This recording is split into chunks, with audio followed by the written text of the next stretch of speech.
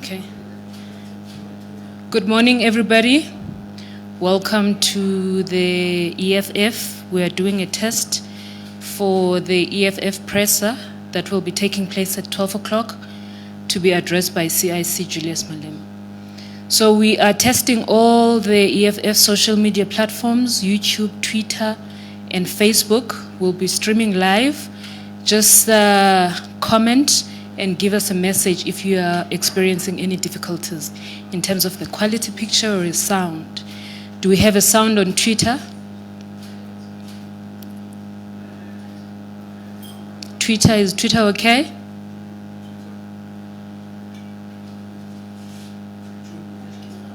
Is YouTube fine? I hear that YouTube is fine. Is Instagram fine? Is Facebook fine? Do we have sound on Facebook?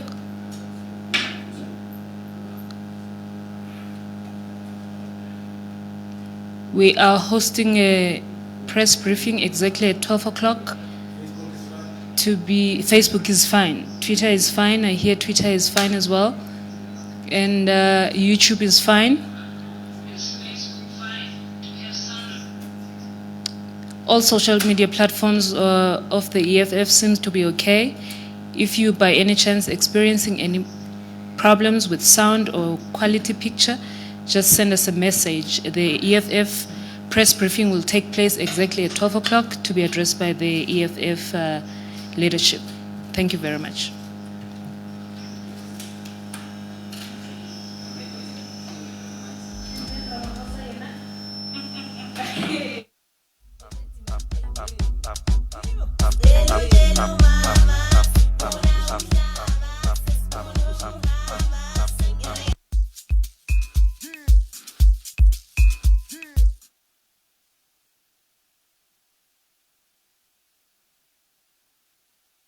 Ningo 76 sayofuna abafundisi obaqeqesha Stephen Biko General Mandala Bantu bomnyama bakhala bomama bayakhala bobaba bayakhala bazale mo Stephen Biko savuke ekseni ngo 2015 bayilwela abafundi fees must go Stephen Biko General Komandala Bantu bomnyama bakhala bafundi bayakhala mafighter bayakhala bazale mo Stephen Biko bayakhala bomama bayakhala bazale bayakhala mafighter mo Stephen Biko savuke ekseni ngo 76 sayofuna abafundi siyobathethisha Stephen Biko General Komandala Bantu bomnyama bayakhala bomama bayakhala bobaba bayakhala bazale mo Stephen Biko bayakhala bomama bayakhala bobaba bayakhala bafundi mo Stephen Biko savuke ekseni ngo 2015 bayilwela abafundi fees must go Stephen Biko Komandala Bantu bomnyama Stephen Biko sishiyele Komandala Bantu bomnyama savuke ekseni ngo 76 sayofuna abafundi siyobathethisha Stephen Biko General Komandala Bantu bomnyama Stephen Biko General Komandala Bantu bomnyama savuke ekseni ngo 76 sayofuna abafundi siyobathethisha Stephen Biko General Komandala Bantu bomnyama bakhala bomama bayakhala bobaba bayakhala bazale mo Stephen Biko bayakhala bobaba bayakhala bomama bayakhala bazale mo Stephen Biko savuke ekseni ngo 2015 bayilwela abafundi fees must fall. Stephen Biko, Sishiyeleni.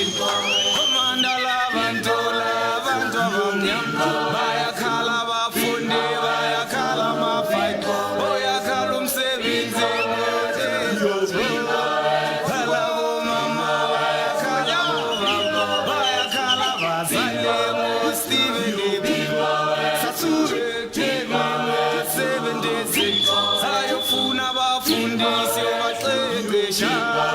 Stephen Biko General Commander Lavantola abantu abamnyama. Stephen Biko uzoboyani. Commander Lavantola abantu abamnyama. Savuke ekuseni ngo-76 sayofuna abafundisi obaqeqesha.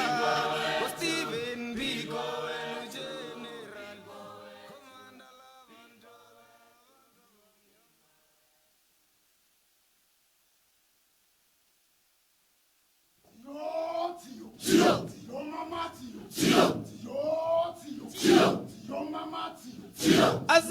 Azizalali emakhaya engayewo Azizalali emakhaya engayewo Otobola tobola singene Tobola kerela Azizalali emakhaya engayewo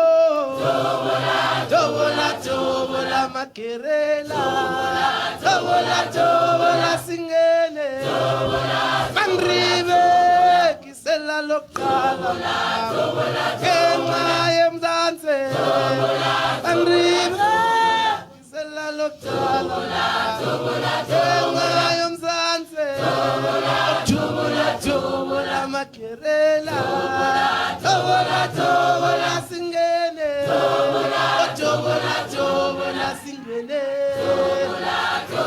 Tobola kerela Asizala yemakaya Sale hlathene Asizala yemakaya Sale Zimbabwe Tobola kerela Tobola kerela Ufangribe kisela lokala Kenga yomzanze Ufangribe kisela lokala Kenga yomzanze Tobola kerela Tobola singene Tobola singene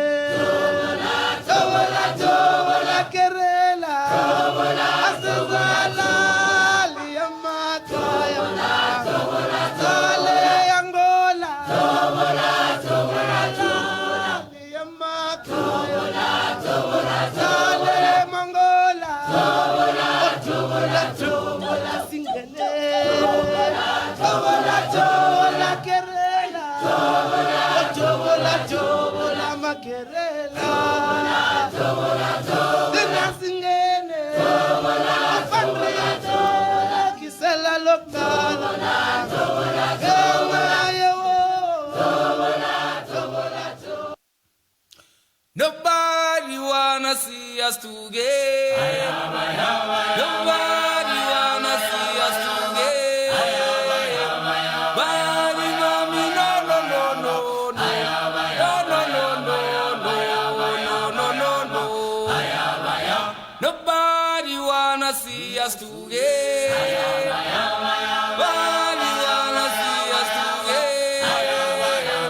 Body mommy, no, no, no, no.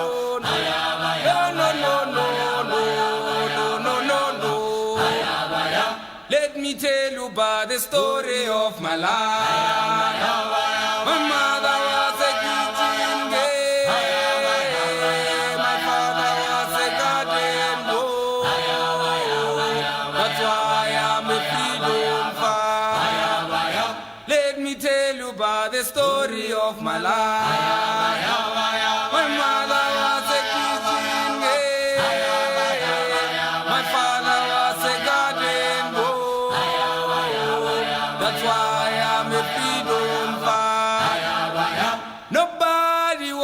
see us at school. Nobody wanna see us at school. Body mommy, no, no, no, no, no, no, no, no, no, no, no, no, no. Nobody wanna see us at school.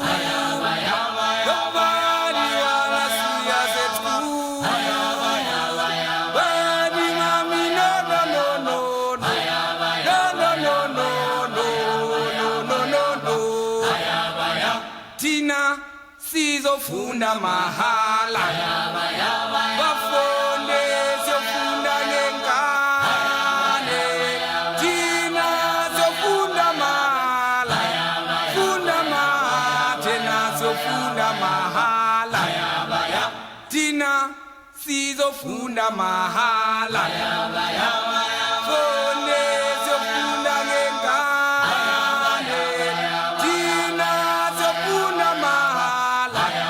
Funda mahala. Yebo siyofunda ngengane. Nobody wanna see us together. Nobody wanna see us together. Body mommy, no, no, no, no, no, no, no, no, no.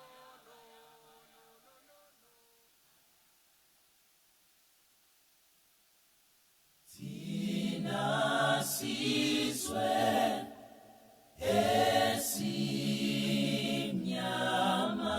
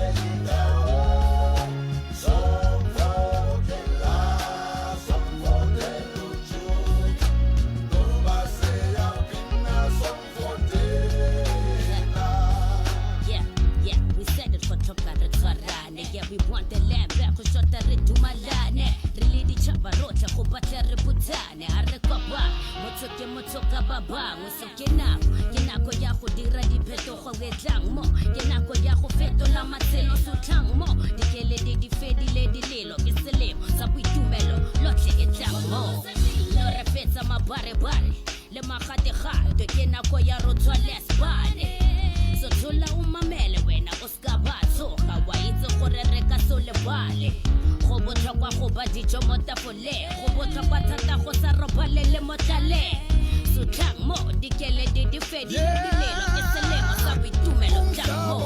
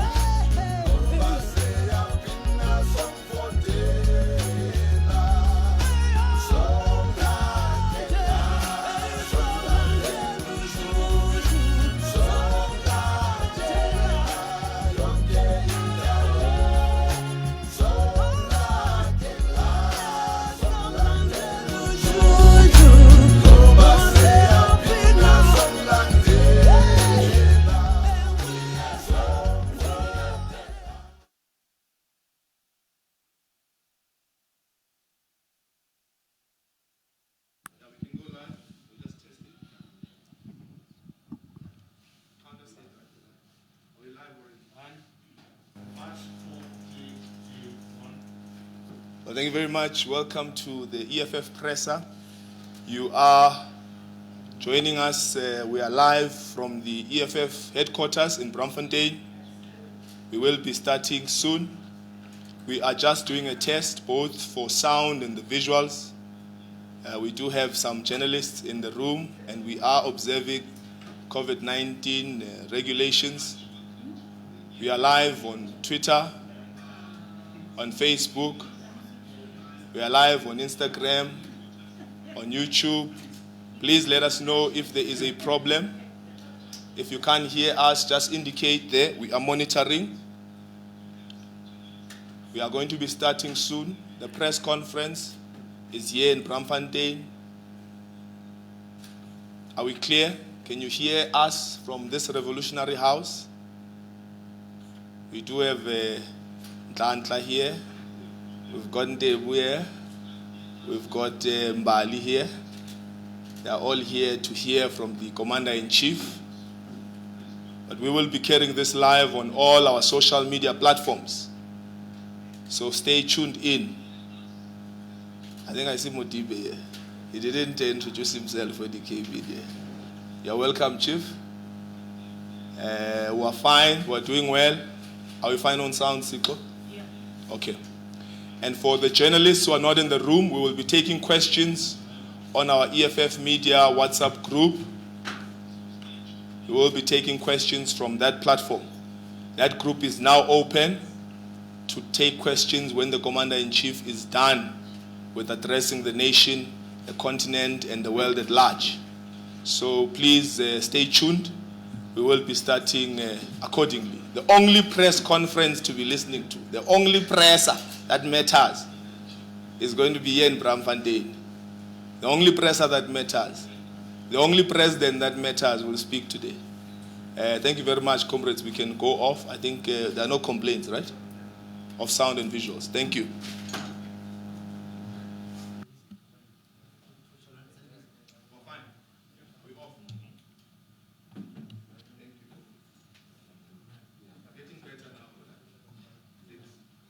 Sayofuna abafundisi obaqeqesha Stephen Biko General Mandala Bandola abantu abamnyama bakhala bomama bayakhala bobaba bayakhala bazali Stephen Biko savuke ekuseni ngo-2015 bayilwela abafundi fees must go Stephen Biko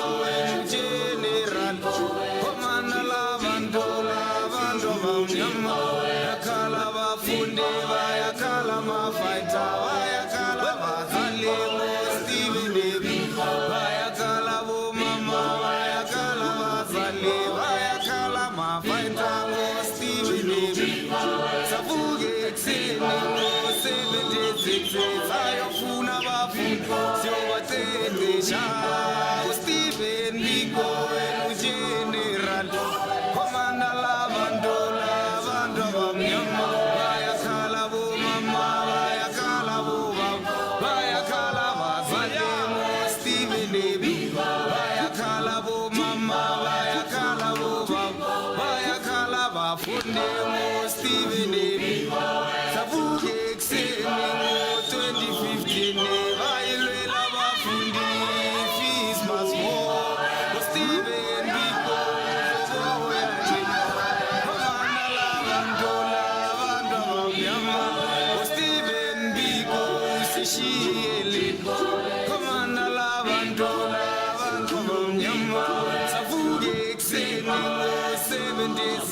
sayofuna abafundisi obaqeqesha uStephen Biko General Komanda labandola abantu abamnyama uStephen Biko General Komanda labandola abantu abamnyama savuke ekuseni ngo-76 sayofuna abafundisi obaqeqesha uStephen Biko General Komanda labandola abantu abamnyama bakhala bomama bayakhala bobaba bayakhala bazali uStephen Biko bayakhala bobaba bayakhala bomama bayakhala bazali uStephen Biko savuke ekuseni ngo-2015 bayilwela abafundi fees must go uStephen Biko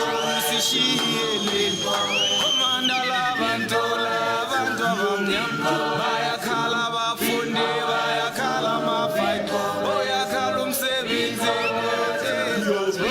bayakhala bomama bayakhala bobaba bayakhala bazali uStephen Biko sasuke ngo-76 sayofuna abafundisi obaqeqesha uStephen Biko General Komanda labandola abantu abamnyama uStephen Biko uzovoyani Komanda labandola abantu abamnyama savuke ekuseni ngo-76 sayofuna abafundisi obaqeqesha uStephen Biko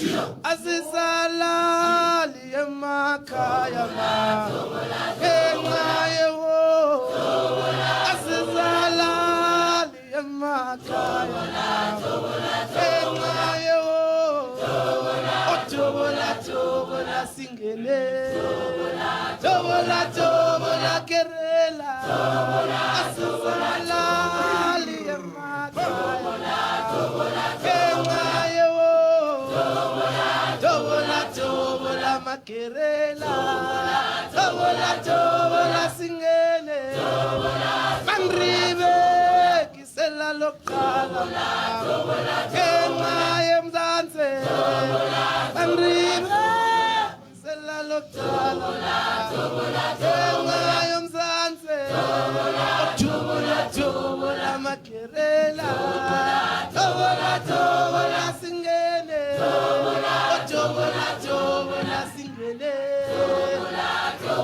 tobola kerela asizala emakhaya sale hlatsheni asizala emakhaya sale Zimbabwe tobola tobola kerela tobola tobola kerela ufandribe kisela lokala enxa yomzanse ufandribe kisela lokala enxa yomzanse tobola tobola kerela tobola tobola singene tobola tobola singene tobola tobola kerela asizala liyamakhaya sale Angola liyamakhaya sale Mongola tobola tobola singene tobola tobola kerela tobola tobola makerela Dina singene ufandribe kisela lokala engayewo Nobody wanna see us together. Nobody wanna see us together. Body mommy, no, no, no, no, no. No, no, no, no, no, no, no, no. Nobody wanna see us together. Nobody wanna see us together. Body mommy, no, no, no, no, no. No, no, no, no, no, no, no, no. Let me tell you about the story of my life. My mother was a kitchen girl. My father was a garden boy. That's why I'm a freedom fighter. Let me tell you about the story of my life. My mother was a kitchen girl. My father was a garden boy. That's why I'm a freedom fighter. Nobody wanna see us at school. Nobody wanna see us at school. Body mommy, no, no, no, no, no. No, no, no, no, no, no, no, no, no. Nobody wanna see us at school. Nobody wanna see us at school. Body mommy, no, no, no, no, no. No, no, no, no, no, no, no, no. Tina sizofunda mahala. Bafunde sofunda ngenkane. Tina sofunda mahala. Funda mahala. Tina sofunda mahala. Tina sizofunda mahala. Funde sofunda ngenkane. Tina sofunda mahala.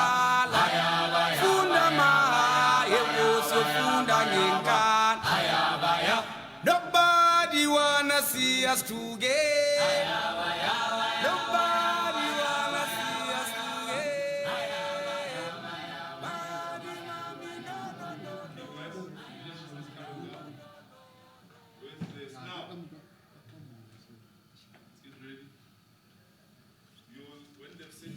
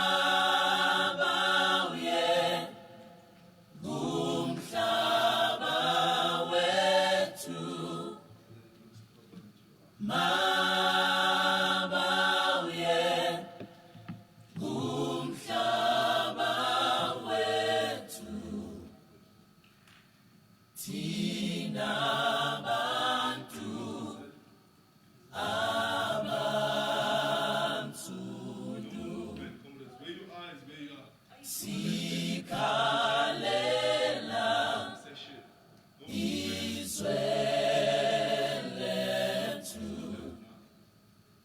And then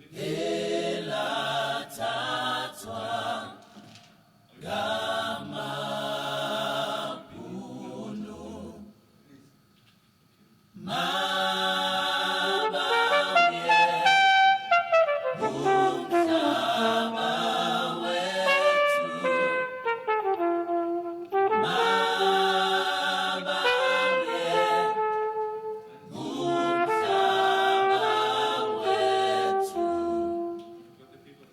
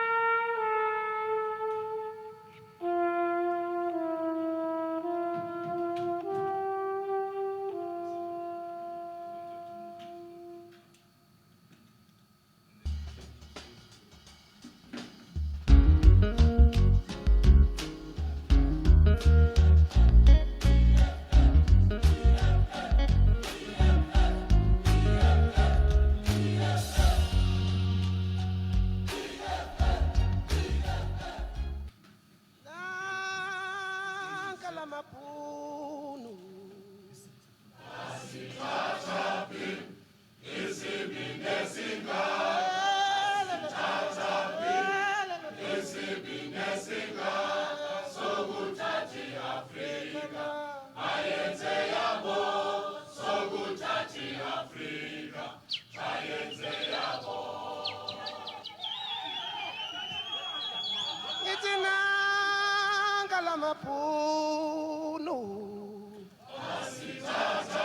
Aibo.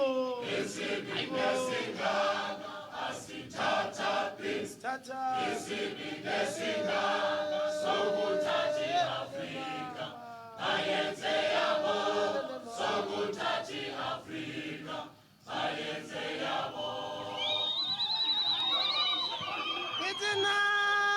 Itinangala Mapuno. Aibo.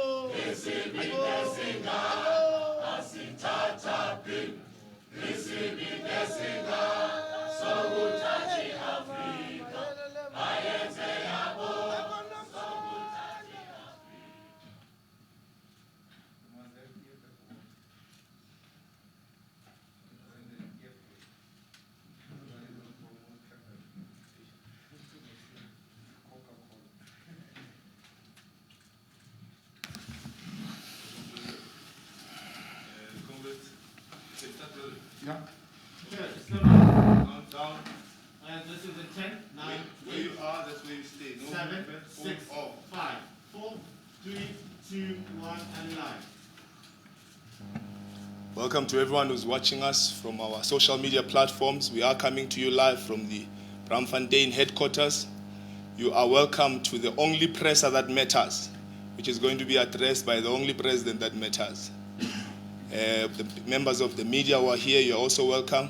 To those members of the media who are not here, you are welcome to send your questions to the EFF Media WhatsApp group. We are starting now. On our right-hand side, or rather on your left for those in the room, is the Treasurer General, Ompile Mautwe. Left to the Treasurer General is the National Chairperson, Veronica Mente. On my right, on your left, on your right as well, is the DSG, the Deputy Secretary General, Popi Mailula. On her right is the Secretary General, Marshal Dlamini. On the right of the Commander-in-Chief is the Deputy President, Floyd Nyiko Shibambu. The President, Commander-in-Chief, Julius Malema, will now take the nation into confidence. Thank you, President. Thank you very much, the spokesperson of the EFF, the officials, and members of the media, fellow South Africans. Following the EFF War Council meeting this week, we'd like to take this opportunity to take the people of South Africa into confidence on the progress towards building EFF branches and in preparation for regional people's assemblies. Accordingly, we have convened the press conference to announce key decisions in this regard and provide our general critique of the state of South Africa, Africa, and the world. Branch People's Assemblies are part of a revolutionary duty to build a formidable alternative and revolutionary organization with a national presence. This means there must never be a ward in South Africa without the EFF organizational presence. This is a historical task taken into consideration that amongst the opposition benches of parliament since 1994, only the EFF is attempting a sustainable presence across the whole of South Africa outside of the Congress movement. As things stand, no other organization has achieved since democracy to take the ruling party toe-to-toe in all the wards of South Africa. This is our mission, and no amount of laziness, unreliability, and excuses will stand in our way of achieving this. In February this year, the Central Command team resolved that all regions of the EFF should have launched EFF branches in 90% of their respective wards by the 31st May 2021. This is a precondition for convening of regional people's assemblies. As of the 31st May 2021, majority of regions have achieved the 90% benchmark across the country. In accordance with the guidelines adopted by the CCT, all regional command teams that fail to reach 90% of wards in their regions by the 31st of May 2021 are dissolved and will be replaced by the interim structures led by CCT or PCT member. The new regional task teams will have until the 30th June 2021 to achieve the 90% benchmark. In addition, the War Council has resolved that all public representatives whose branches have not launched have until 24 June 2021 to launch their branches. No member of parliament, provincial legislature, or council will be allowed to represent the EFF without belonging to a branch in good standing. The War Council will recommend to the CCT the immediate removal of all public representatives who fail to launch their branches by this set date. South Africa continues its accelerated path into socio-economic collapse under the leadership of both Ramaphosa and the ANC. At the center of the socio-economic devastation is the COVID-19 pandemic, which is ripping families and livelihoods apart. No other generation has witnessed so much death and sickness than our own. The pandemic is taking breadwinners, shutting down businesses, increasing unemployment, and interrupting schooling. The massive death happens with the ANC and Ramaphosa totally unable to lead a sustainable response and roll out of vaccine. As things stand, there is no hope that South Africa will see the rollout of vaccine to reach expected population immunity by end of 2021. Majority of the frontline workers, particularly those who were working under level 5 lockdown like the police, security guard, taxi and bus drivers, petrol attendants, retail workers, and cleaners have not been vaccinated. The desperation to only use Western-produced vaccine to the exclusion of Chinese and Russian vaccines has resulted into countless delays of purchases from J&J. Following the announcement of the third wave, under the rising number of infections, we call on immediate closure of contact learning. There is no reason to force contact learning because already there are rising infections amongst young people and children, which are disrupting schools. To ensure a fast move beyond the third waves, schools must be closed. The EFF takes exception to the fact that Minister Mkhize has been placed under special leave even when he has confessed to the preparedness to repay the monies unduly given in the digital vibes scandal. He is being treated with kids' gloves because he belongs to the Ramaphosa cabal. As a result, when it comes to his own, Ramaphosa is willing to be tolerant to corruption and giving corruption a special leave. To this day, all those involved in the corruption procurement of PPEs and school decontamination in Gauteng are still occupying their positions. This is despite the clear evidence of mismanagement, maladministration, and corruption. All this proves that Ramaphosa administration is tolerant to corruption and selective in dealing with the corrupt. In addition to tolerating corruption, the Ramaphosa administration tolerates incompetency, particularly from members of its cabal.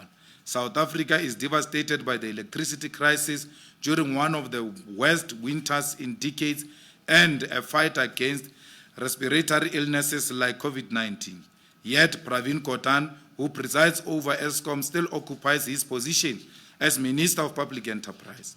Every state-owned enterprise is facing a crisis, retrenchments, closure under Jamnandas, but he is still the most incompetent and unproductive minister of all time.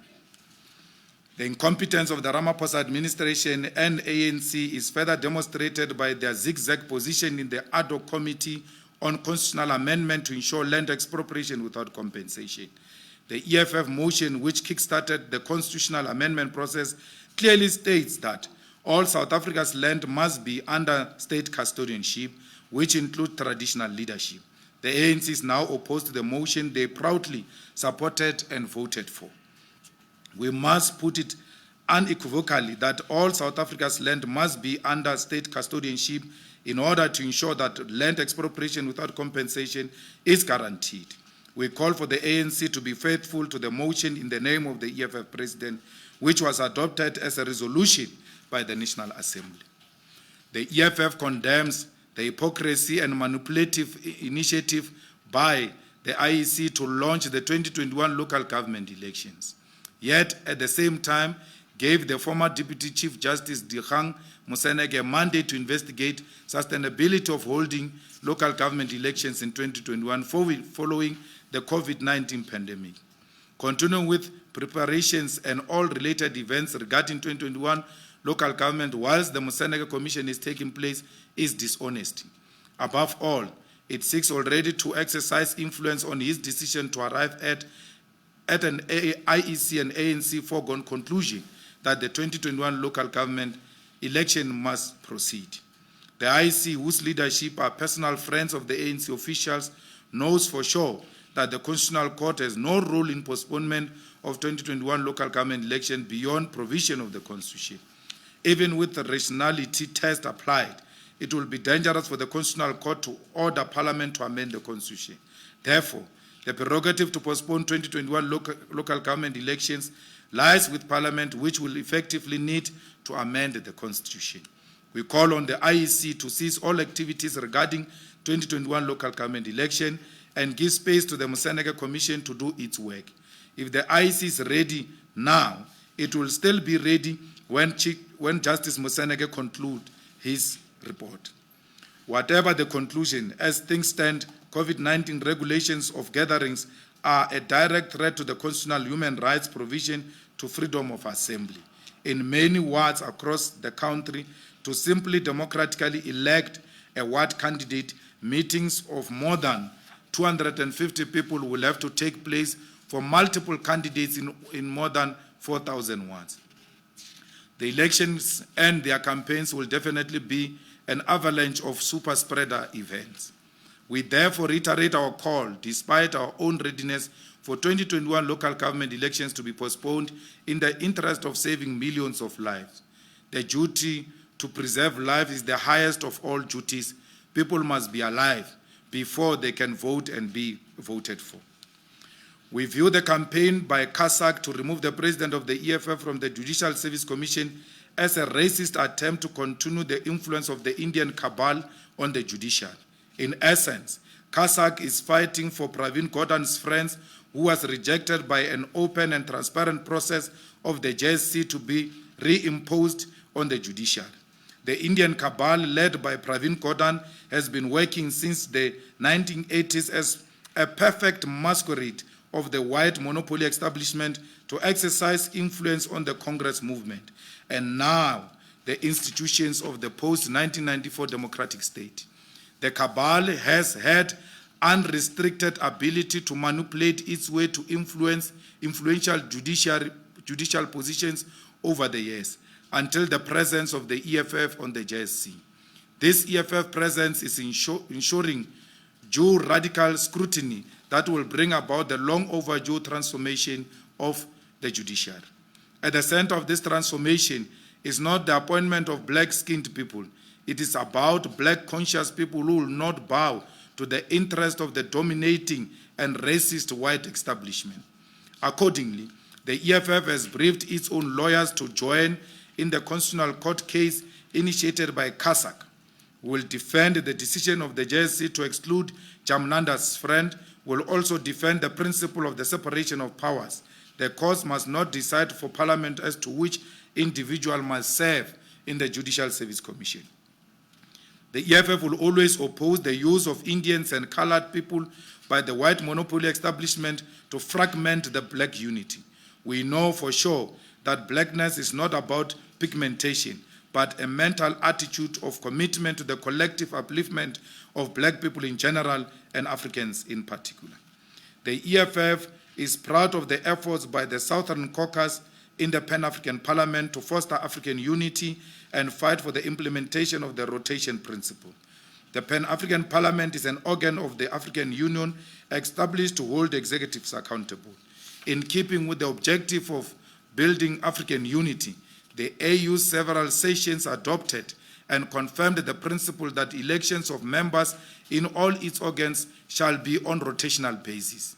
This means each region will from time to time have an opportunity to hold strategic positions in all organs of the AU.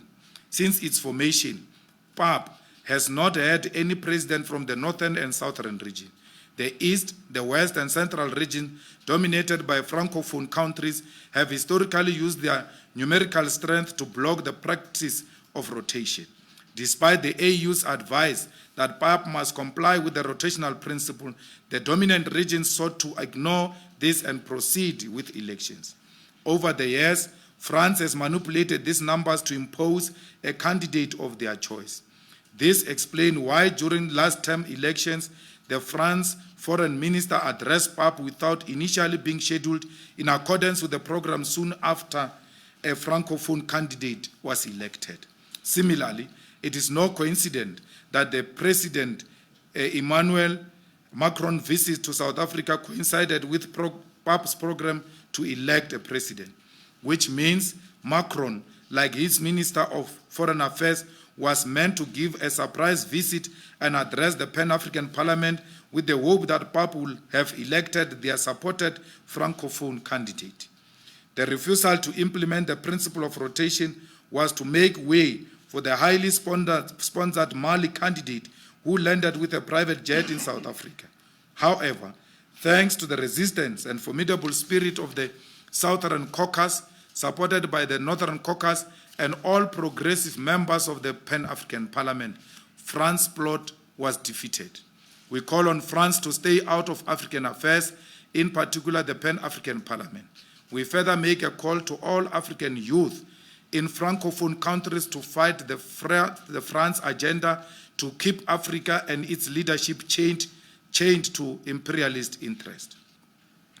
The EFF congratulates its labor desk, which celebrated its 1-year anniversary last month. The labor desk has been at the forefront of fighting for the exploited workers across the country. It has ensured that racism, sexism, and super-exploitation are confronted right on the shop floor and doorsteps of the capitalist establishment. During its existence, the labor desk has received 37,467 cases from ordinary workers across the country. Of these cases, 23,789 were successfully resolved, with only 13,674 outstanding and ongoing. The EFF labor desk is going nowhere, and workers of South Africa, together with their unions, are free to appeal to the help of the EFF to fight injustices at the workplaces. The EFF labor desk is not a union, neither is it replacing unions. It is a support structure to workers individually and collectively. The EFF labor desk is combat ready to help ANC workers who have not been receiving their salaries over a period of some time.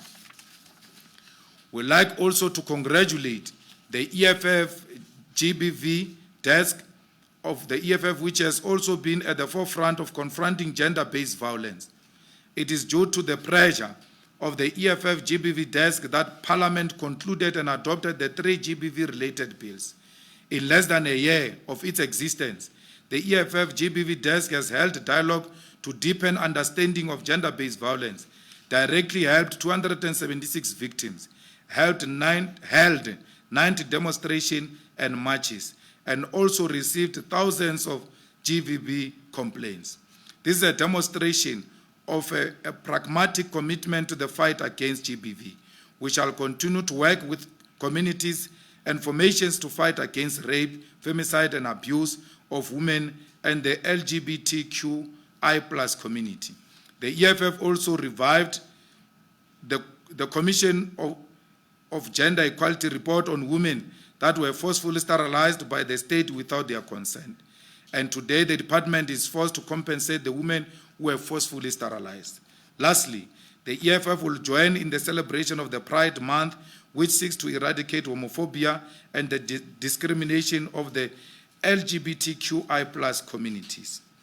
In conclusion, the EFF will commemorate the 45th anniversary of the June 16 youth uprising outside the 8th High School in Centurion, where a learner wearing EFF regalia was assaulted by the racist security guard. We will hold this event in compliance with COVID-19 regulations and call on all who will attend to wear masks and always practice social distancing.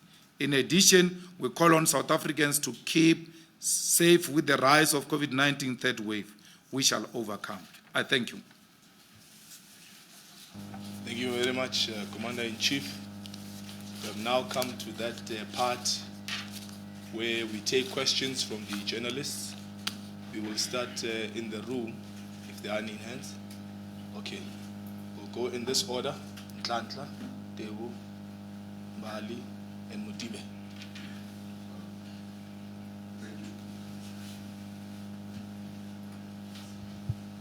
Thank you so much, Ntlantla Katlane from SABC News. You guys have written a scathing letter to the IEC, Mabane, and we all know the position of the EFF with regards to the elections being held during this time, and you have cautioned about, the repercussions of holding elections around this time. I just wanted to know if you guys will take part with regards to putting input to Justice Moseneke's inquiry. Yeah. Sure. Let's take this one, and then we'll come after him. President, we'll take this question after him. And we'll go. No, it doesn't work like that. Oh. I was saying we must take one question and then we go. Is it fine if we take the second? But it has never worked like that. Okay, no, that's fine. Okay. In table with the SAPC. Mr. President, it seems it's a foregone conclusion that the IEC is steaming ahead with having elections, despite your concern or the concerns that you've raised. What is that you will be doing to sort of convince the IEC and all who cares to listen to say it will be irresponsible of a country that is having a problem with COVID-19 to go ahead with elections as planned. Secondly, it's scandalous, if not pathetic, for a country like South Africa to be having 60 million people. And since the rollout of the vaccine, I think less than 2 million people have been vaccinated, and some of them are still waiting. We've seen politicians, some of them getting vaccines, while the go-go's and the old dead are still waiting for that. Is there any advice that we could give to government to sort of restore really its glory in terms of as a country that is so developed in the continent? And maybe on the PAP, you're a member of the Pan-African Parliament. Aren't you worried that since its inception, almost 20 years ago, there's been a talk that it has to become a legislative body, but that thing hasn't happened. It seems MPs are just skirting around issues instead of moving this parliament that so people think would sort of alleviate some of the challenges that the continent is faced with. That's my submission. Mbali Tatani from Newsroom Africa. Mr. Malema, also talking to the issues around the IEC, this is not the first time that the IEC...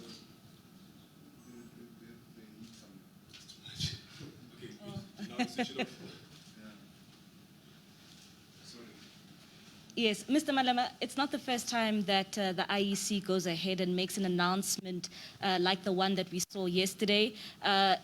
We know that earlier this year they had a meeting with you as political parties, but still went ahead the day before and made that announcement of the elections. When you look at the IEC's attitude and how they've been dealing with elections this year during a time of a pandemic, how do you view that attitude, especially to you political parties, some of the political parties who have raised their concerns of having these local government elections later this year? Coming to the issue around the health minister, you've also mentioned that you think that President Cyril Ramaphosa treats the health minister, Zweli Mkhize, with kid gloves. We know that he has been placed on a special leave. You know, do you think that special leave is enough, especially with the allegations which have been leveled against him with that irregular contract? And what is your take on having the Minister for Tourism, Mamoloko Kubai, as the acting minister, especially now when we find ourselves in a pandemic? And, you know, you've spoken a lot about those vaccines which are desperately needed in this country. Thank you.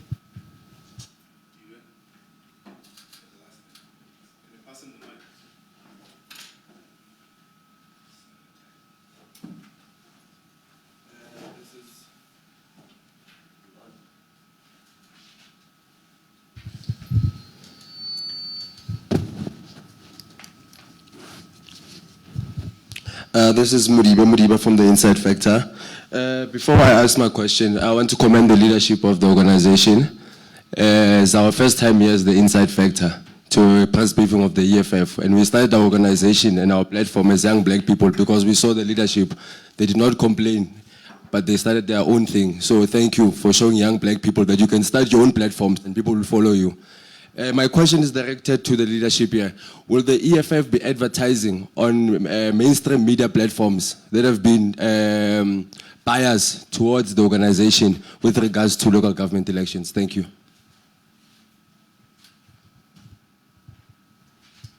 Thank you, President. Those are the 4 questions. Thank you very much.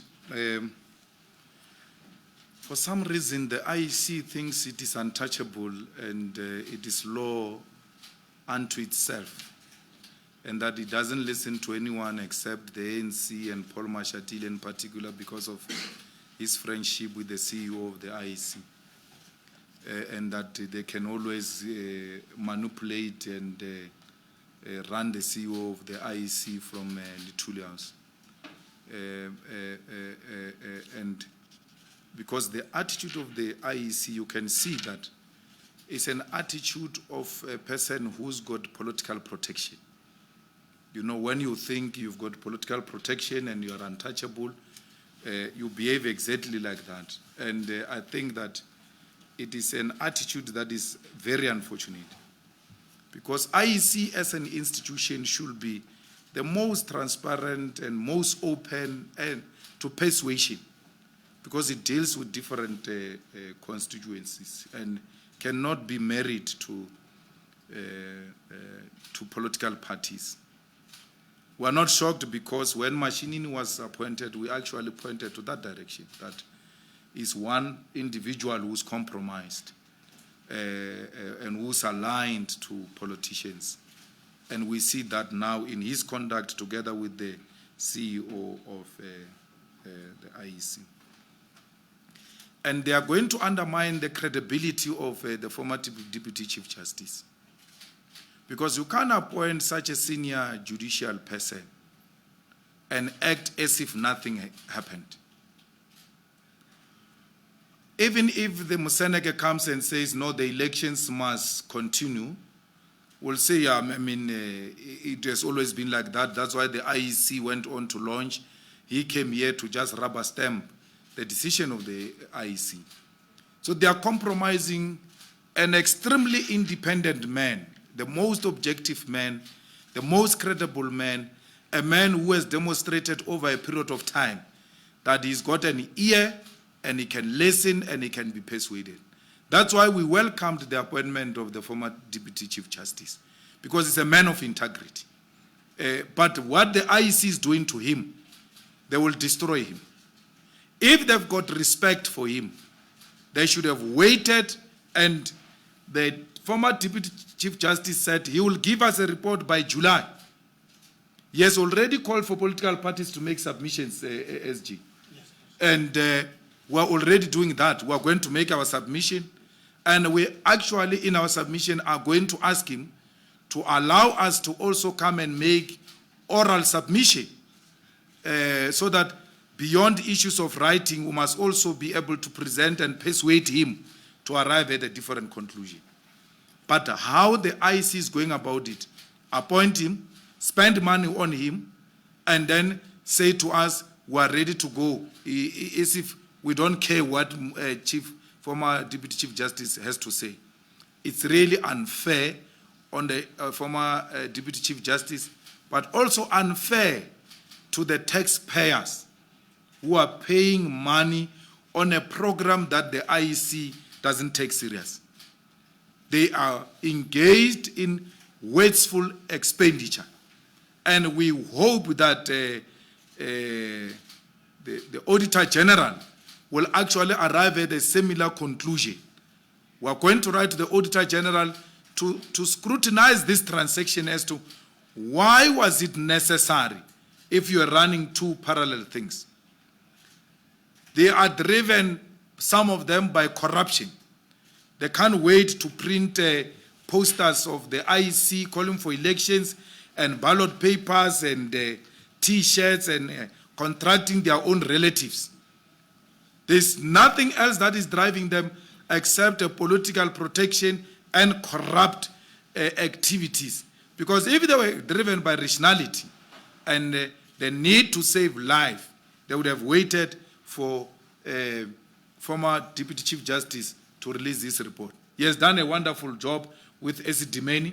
He has done a wonderful job as a Deputy Chief Justice, who many of us had wanted him to be a Chief Justice at the time, because he was one of the most qualified, credible judicial officer at the time. So we really think that the IEC is informed by something else other than what it's supposed to inform the IEC. We're waiting for Museneke to finish his report. Based on Museneke's report, we'll announce our next move. Elections is not what happens on the day of elections. It's not. Elections is about what happens before the elections. How do you say you don't allow more than 100 people inside and you don't allow more than 250 people outside? My branch of the EFF has got 700 members. We must now choose a candidate. which 250 people, members of the EFF, are going to be allowed inside when they choose a candidate? Which criteria are we going to use to determine of these 700 members, which 250 must come inside? Unless we are encouraged to overlook those regulations, they are not worth the paper they are written on. The ANC uses the same method with the EFF to choose candidates. How are they going to choose candidates? Are they going to follow the regulations? And if they are going to follow regulations in branches where they've got more than 250 members, how are they going to choose members to come into the meetings? Because if I go to my branch and I say, only 100 will be allowed in this hall since it's cold, I'm going to be accused that I've only allowed those who support my candidate inside. And knowing you are going to join them. That Malema only brought his people into the hall and excluded 600 plus members of the EFF. That is first. That is the first thing that is going to undermine democracy. Because it's not about what happens on the day. It's about what happens with choosing of candidates. After choosing candidates, Mbuyiseni is what? Is 130 what? What 100 and or what number? 135. 135. It has got 10,000 registered voters. After I choose a candidate for that ward, which has got 10,000 registered voters, I must now send this candidate to go and campaign in that community. He must speak to 10,000 people of that ward. Then he brings, come and meet the EFF candidate who's coming to campaign. 250 people come in. We close the gate. Then 9,750 people are closed outside because of COVID-19 regulations which you must comply with. You expect those people who are locked outside to come and vote for you after you locked them outside and you told them, no, there is COVID, you can't all come in. How practical are we going to campaign if we are to keep consistent with COVID-19 protocols? So campaign constitutes a critical component of a free and fair elections. As we speak now, he said, Ramaphosa, from his mouth, even political party activities are suspended. This new level, this level 2, they said no activity of politics, everything is suspended. How are we going to conduct a campaign if we are suspended? Worse, new parties. I hear Mashaba opening his loud mouth saying, elections must come, elections must come. Where is he going to campaign? People don't know him. He needs the country to be opened for him to campaign. And to open the country now will be to risk the lives of our people. So there will not be free and fair elections in South Africa when one of its critical components, called campaigning, is suspended according to COVID-19 regulations. So the people who are saying the elections must go on, it is the people who are not prepared to comply with COVID-19 regulations. And they are prepared to compromise the lives of our people because they've got uncontrollable love for power. If we had a municipality DP and we say this, maybe they will say, they don't want to leave power. No, we don't have a municipality. We don't say this because we are driven by wanting to hold into power at all costs. If anything, we should be demanding that elections must come because we are more than ready as the EFF. But we cannot do that because we love the people of South Africa. We love black people. We love African people who, when they are sick, they don't have medical aid to be treated in the best facilities. These politicians who are saying, let's go on with elections, whether people are going to get sick or not, they've got medical aid. All of them. They've got medical aid, permit, and all types of medical aid. They've got salaries. They don't care about this downtrodden masses of our people who are going to be killed. On the day of election, what's going to happen? Are we going to be told we must come 250 per day to vote 250 per day? Is this election going to be held over a period of 6 months where 250 will vote per voting station in line with COVID-19 regulations? Because this third wave, it has not started. Remember, we are getting third wave under winter. You know very well that South Africans under winter are not social people. We don't socialize a lot. We stay at home. Still, we get attacked. What's going to happen when springs come? When now the doors open, we now go out, not because of COVID, winter is gone. This is not going to go down anytime soon. You have launched an election campaign. You say no elections, let's go and campaign. The EFF doesn't have money. It takes the little cents that we take. We print T-shirts, we print posters, we do all of that. In August, Musenege says no election must take place. What happens to this material we have printed? Return 27 October, vote EFF 27 October. What's going to happen to it? Where are we going to get the money? Is the IEC going to refund us this money that we don't have? Whereas the IEC is not financing local government, by the way. They only give money for provincial and national government elections. They don't give us money for local government elections. We're using money from our own coffers. Even when there is uncertainty, IEC says, no, go and campaign and print posters, buy adverts on radio, buy advert on TV.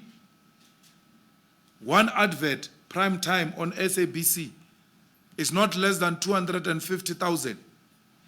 We do that. We say to people, no, register to vote EFF. We pay for that advert. They come and say, elections are postponed. What do? The writers of this constitution knew that this constitution is a living document which must speak to the dynamics that are taking place at all material times. This constitution is not stagnant. What if there was a war here and shooting all over? We must still hold elections even when people are shooting each other all over. Because we declared this pandemic to be a war. It must be treated the same way we treat the state of war. No, the attitudes are the same. So this foregone conclusion is driven by something else other than the IEC's mandate to deliver free and fair election.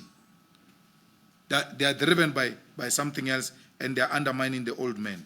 We have full confidence in Museneke, and we'll submit ourselves to Museneke, and we'll make our submission there. Who would have thought that Zimbabwe can be better than South Africa with something? In this day and era, Zimbabwe is beating South Africa when it comes to vaccination.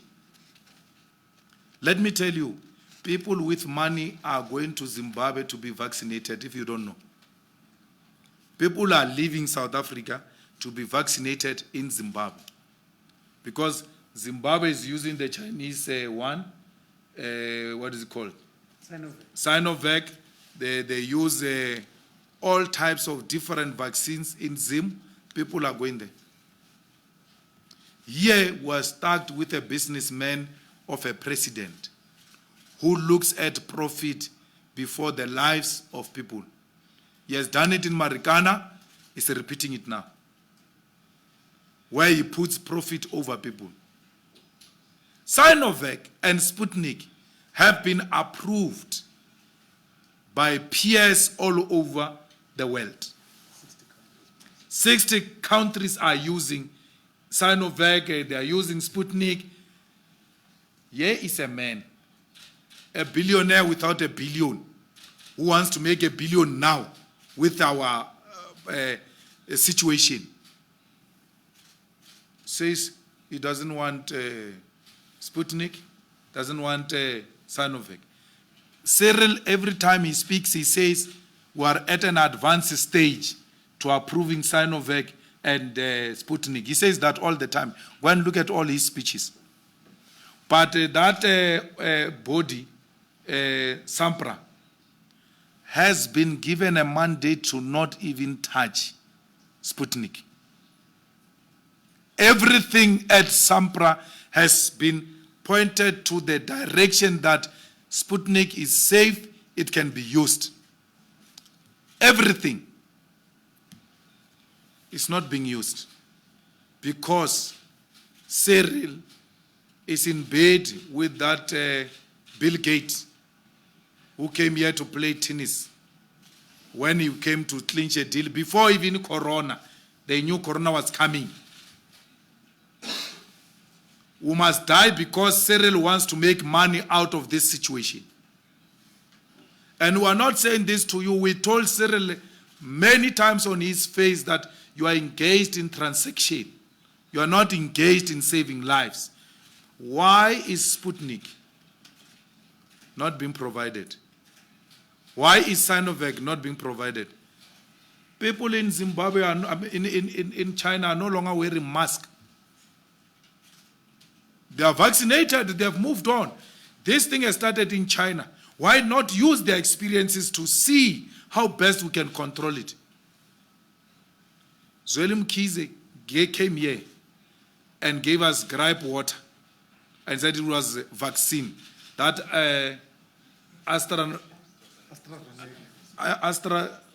AstraZeneca from India. He came here, gave us grape water, skambelele. Or this thing is vaccine, skambelele, where you put sugar and do like this. He gave us that thing, he said it's a vaccine with 20% chances. And then what happens? It was bought. At some point they were even talking about donating it. Somebody has eaten from India, and knowing Zweli Mkhize's relationship with Indians in Natal, and now digital vibes. He vibes with Indians. That one, he doesn't play. Yes, vibed. AstraZeneca, yes, eaten. Gave us water. How can a minister give us water and call it vaccine and the president doesn't act on that guy? They are together in the provision of water and call it vaccine. They are together. They are transacting together. A minister brings here a vaccine that is going to expire in 2 weeks. You don't act on that minister.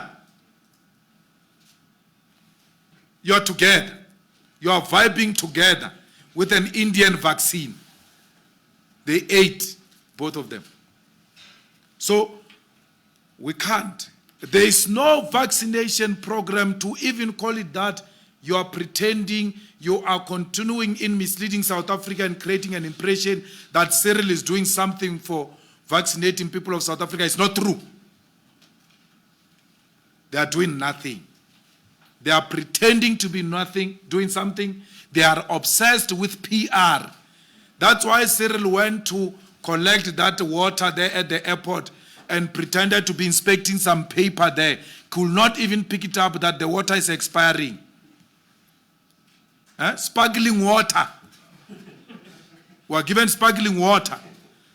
The man can't even see that the sparkling water is expiring. And then we must come here with all the propaganda and white-owned media still project Cyril as the best president, even when he fails to save life.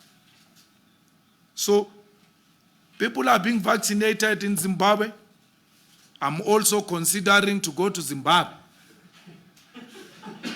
to get my vaccination, because here, according to the lineup, they will give vaccination, my man, to me and you at the grave.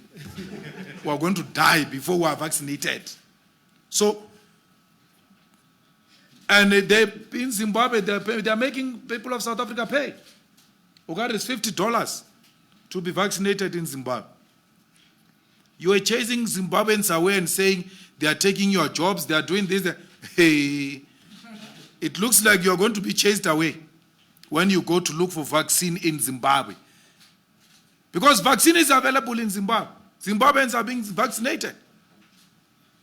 Very soon you are going to be illegally crossing into Zimbabwe to go and get vaccine.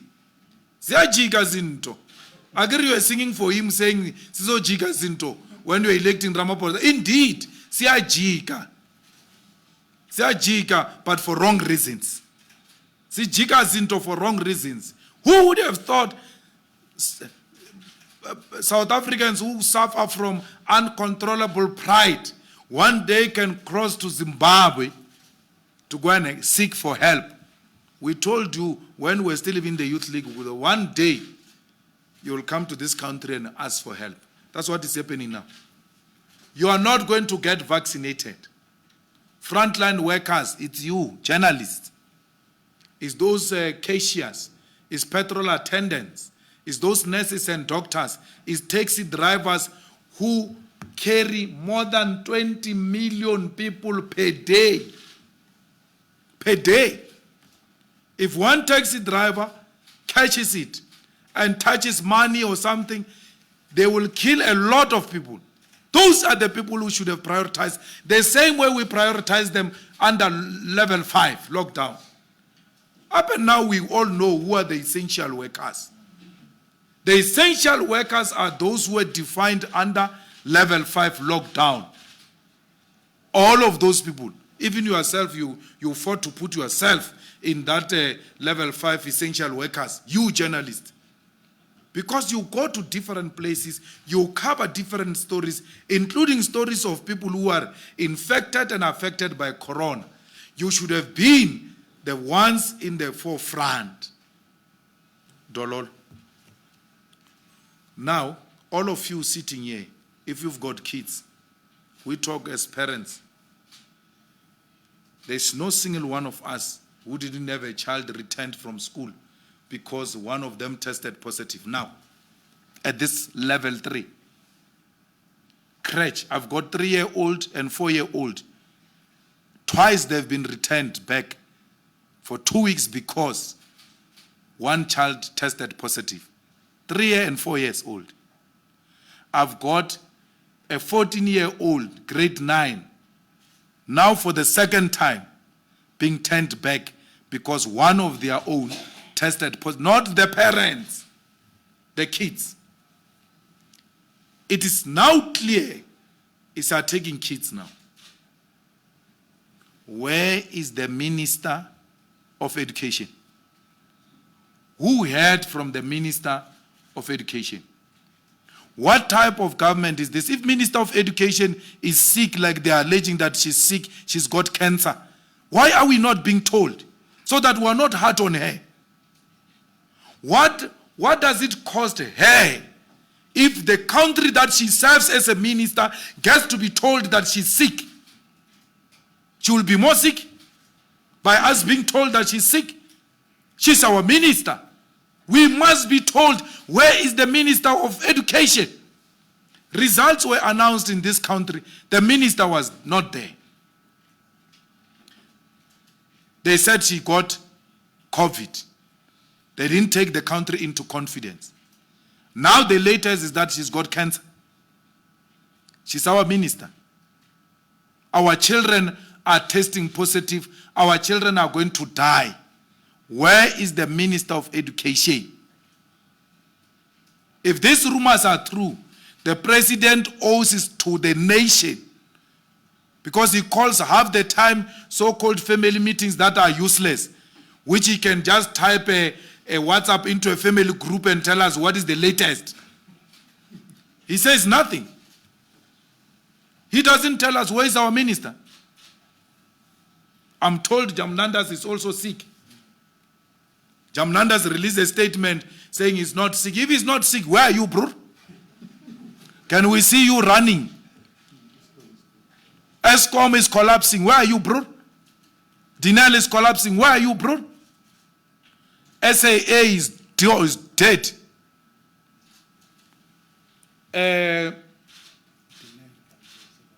No, the other small one of the place.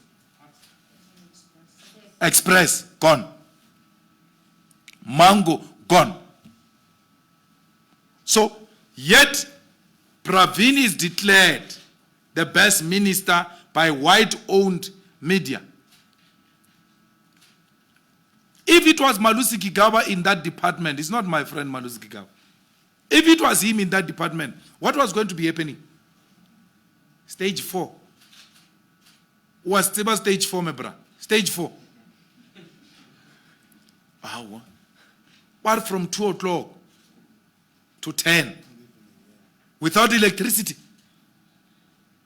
There is no march in South Africa. No one is marching in South Africa. Because if we march, we are the corrupt who are marching against a clean government. We are marching because we want to collapse this government and get rid of Pravin, who's fighting corruption, because we are corrupt. That's what you call us. When we challenge this incompetent government, you say we challenge this government because we are corrupt. We want to bring back a corrupt government. No one is marching. We're the only ones in this country who have ever marched to ESCOM. No one has ever marched to ESCOM. Not COSATU, not Communist Party, nothing. No one marches. Dinel is collapsing. No one is marching. Nothing. Workers are not paid salaries. No one is marching. Transnet, which used to be very profitable under Gamma, today is running on the negative. And I agree with Gamma, things are going to be worse. It's just the beginning. But you, the defenders of this incompetent, corrupt government that defends white interests, go on and defend it. History will judge you and will judge you harshly. We are speaking openly because we don't want. So schools must close, and they must close with immediate effect, because our children are going to die. We give ministers 7 days to close schools. Failure to do so, we'll have to close schools ourselves as the EFF. Because we're not going to allow our children to die. We're not going to allow that. It was so painful to lose elderly people. The first wave, the second wave was the most painful thing. Imagine now when we are going to have to bury kids. Can you imagine? Now when we have to go and bury kids, the way we're burying old people. The funeral palace now have issued a directive. They are now telling people when to bury. Why? They are full. They are getting full. The hospitals are discouraging people with minor illnesses and injuries to come. Why? They are getting full. We are where we were before. Schools must close. And these private schools that have got power, which sometimes even give government what to do, tell government what to do, they must be the first ones to lead this campaign, because they've got facilities to teach online. Let our children be safe. We'll rework the program the same way we did in the past to get them to cope with this crisis we're confronted with. It's going to be more dangerous. Children are sick and children are testing positive. Ask anyone who got corona, an elderly person, how painful that thing is. Can you imagine that on a 3-year-old, on a 4-year-old? All early childhood development must be closed. Because in the past they were told, no, it's not affecting children. Now the children are the victims. We need to close. PAP will become a legislative body. We must be very patient with it. The way we're rough tackling it is going to be one of the most powerful institutions in Africa. PAP is going to have teeth to bite. It needs capable leaders who will go all over the continent to get ratification so that PAP becomes a legislative body. So we must not even be impatient about it. Health ministers put on the special leave. That is corruption being put on special leave. They said to us they act decisively on corruption. Where is the Clerk Foundation statement on special leave? Because they seem to be ruling from the grave. They comment on everything, but they don't comment on special leave. A party-related matter where Ace Makashule was being suspended, the Clerk Foundation issues a statement. Here is a minister who says, I will pay back, me and my family agreed that we'll pay back the money. After he said, there is no money we received from these people. An admission of guilt. How do you pay back something that you have not stolen? You must pay it back because he took it. But why is Gwede Mantashe not being arrested? Why are we not asking that question? Because the crime of Gwede Mantashe is the same as that former MP. Vincent Smith. Gwede Mantashe's problems are the same as Vincent Smith. Nomvula Mukonyane's problems are the same as Vincent Smith.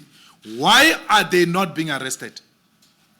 If you want us to take this prosecuting authority serious, it is a factional prosecuting authority which targets certain individuals and leave out certain individuals. Cyril has resorted to using state power to purge those who don't agree with him in his party, and is coming for those who don't agree with him outside his party. But he must come for us who are ready for him. There is an Indian cabal that is going on here, and it has co-opted some colors. They take all strategic positions. They did that in the financial sector. Go to every insurance company or any financial institution. It's headed by Indian. If it is a serious compromise, it's a colored. All Africans have been destroyed. Look at who's going to replace that African person who was removed from ABSA. If you think I'm sick. Khanyago is not leading the Reserve Bank. It's led by Kuben. It's led by Kuben. We know who's leading SARS. They've taken all strategic institutions. Because white monopoly capital can't go directly. It works hand in hand like it did in the 80s. It works with an Indian cabal led by Pravin Gordhan to deploy Indians in strategic positions, including magistrate. When the case is of an EFF leader, because we can't deploy straight a white magistrate or something, they put a colored magistrate or an Indian magistrate. Go and check all of those cases. They put an Indian prosecutor or a colored prosecutor. Go and check all of those cases. There is an Indian agenda in this country that seeks to undermine Africans. And that agenda is led by Pravin, and it has been like that for years. O.R. Tambo commented about it even at some point. That's what these people are scared of, because that cabal, if you tamper with it, you'll become a hobo in this country. You tamper with Pravin, you'll become a hobo in this country. That's why Kasag is going to court. Kasag called for my removal in the Judicial Service Commission because I asked unpleasant questions. But since I arrived there, which is what you are not telling them, since I arrived there, I've been asking questions the same way I asked that Indian lady. What is so special about that Indian judge? The only speciality about her is that she's friends with the president of the Natal Indian Congress, Pravin Gordhan. You touch members of the Natal Indian Congress, yes, you'll be destroyed completely. But they don't have power over us. We are on our own. They don't control us. They don't control the EFF. Therefore, they can't tell us this is how we need to do things. Never. You know, one day, me and Floyd, we went to meet the president. And the president said to us, he's not happy with this animosity or hostile relationship between us and Pravin. We must meet Pravin and he will facilitate. And we agreed, me and this one, Because we're seeing a president. Yes, Mr. President. When we went alone, we're too like, that will be a sellout position. Meet Pravini, who's responsible for the misery of African professionals in this country, who's responsible for the collapse of our state-owned enterprises. We had to go back to the president and say, Mr. President, thank you very much, we are not interested. Sorry, we can't meet this guy. We refuse.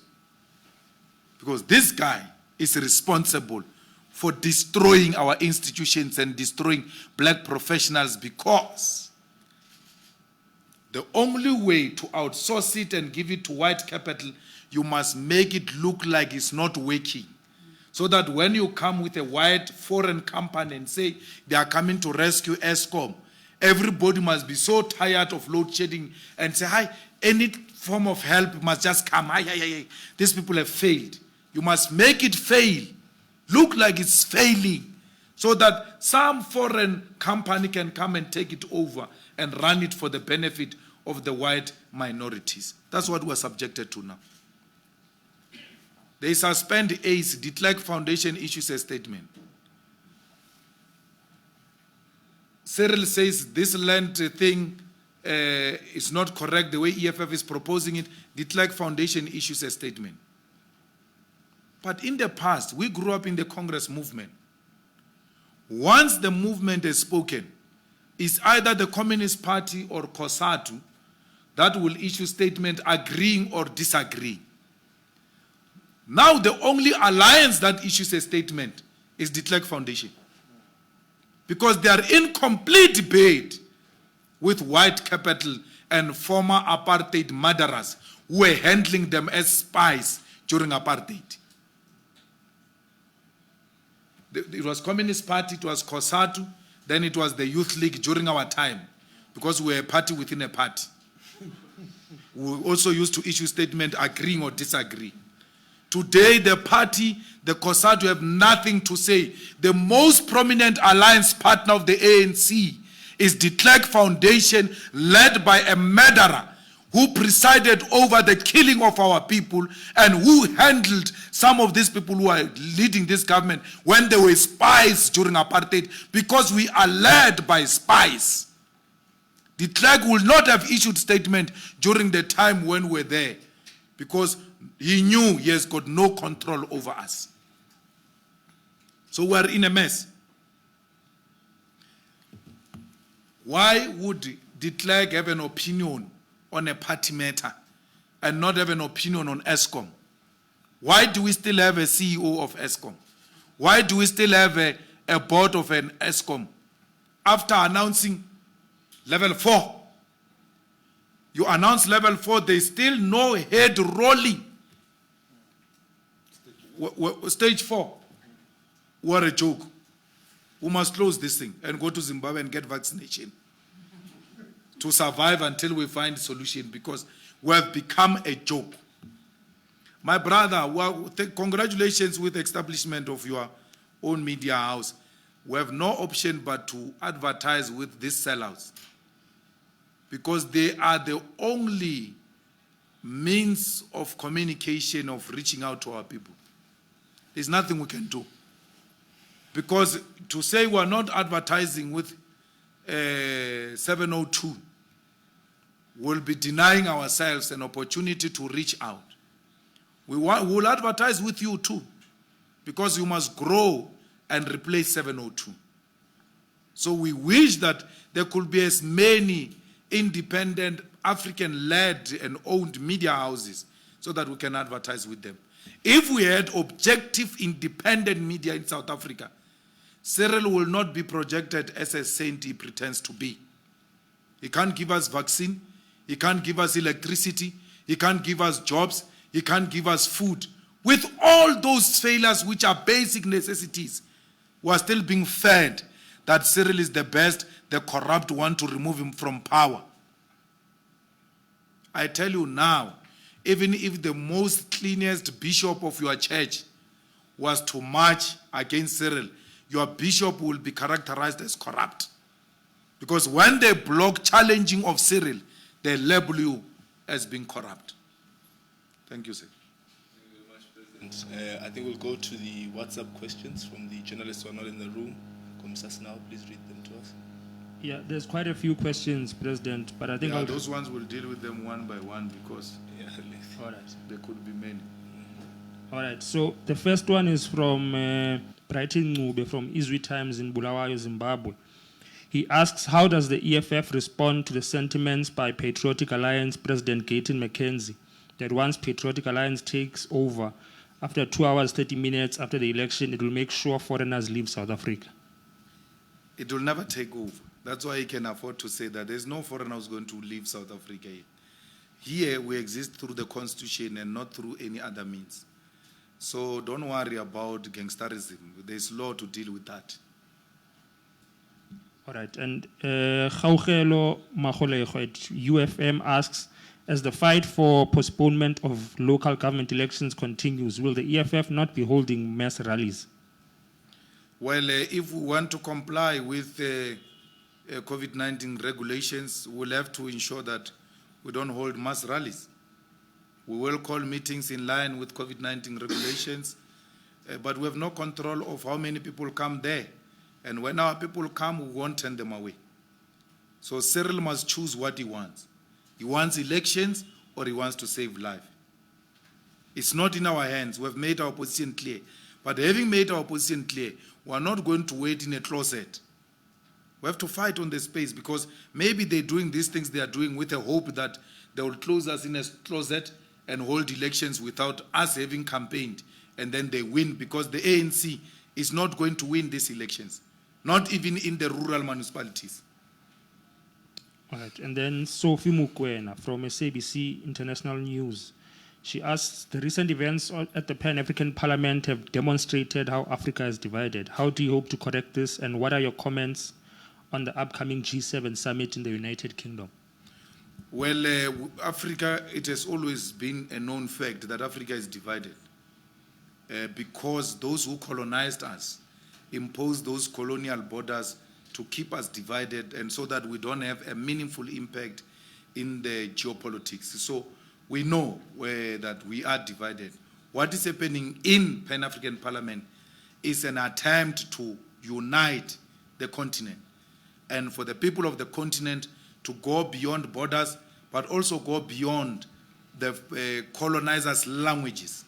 Because to keep on being divided through a foreigner's language is to perpetuate colonialism, yet claim that we are anti-colonialist activists. We're calling upon the young people, as we did earlier, to start defying France and reclaiming their countries and fighting for the unity of the African continent. We want one Africa with one president, one executive, one military, one currency, one Africa with one reserve bank, which will not have any reserves in London or in France. All its affairs controlled here. All its gold being stored here in Africa and being controlled here. G7 is a meeting of the elite who just come together and talk amongst themselves for the benefit of the big brothers. We don't benefit anything out of that.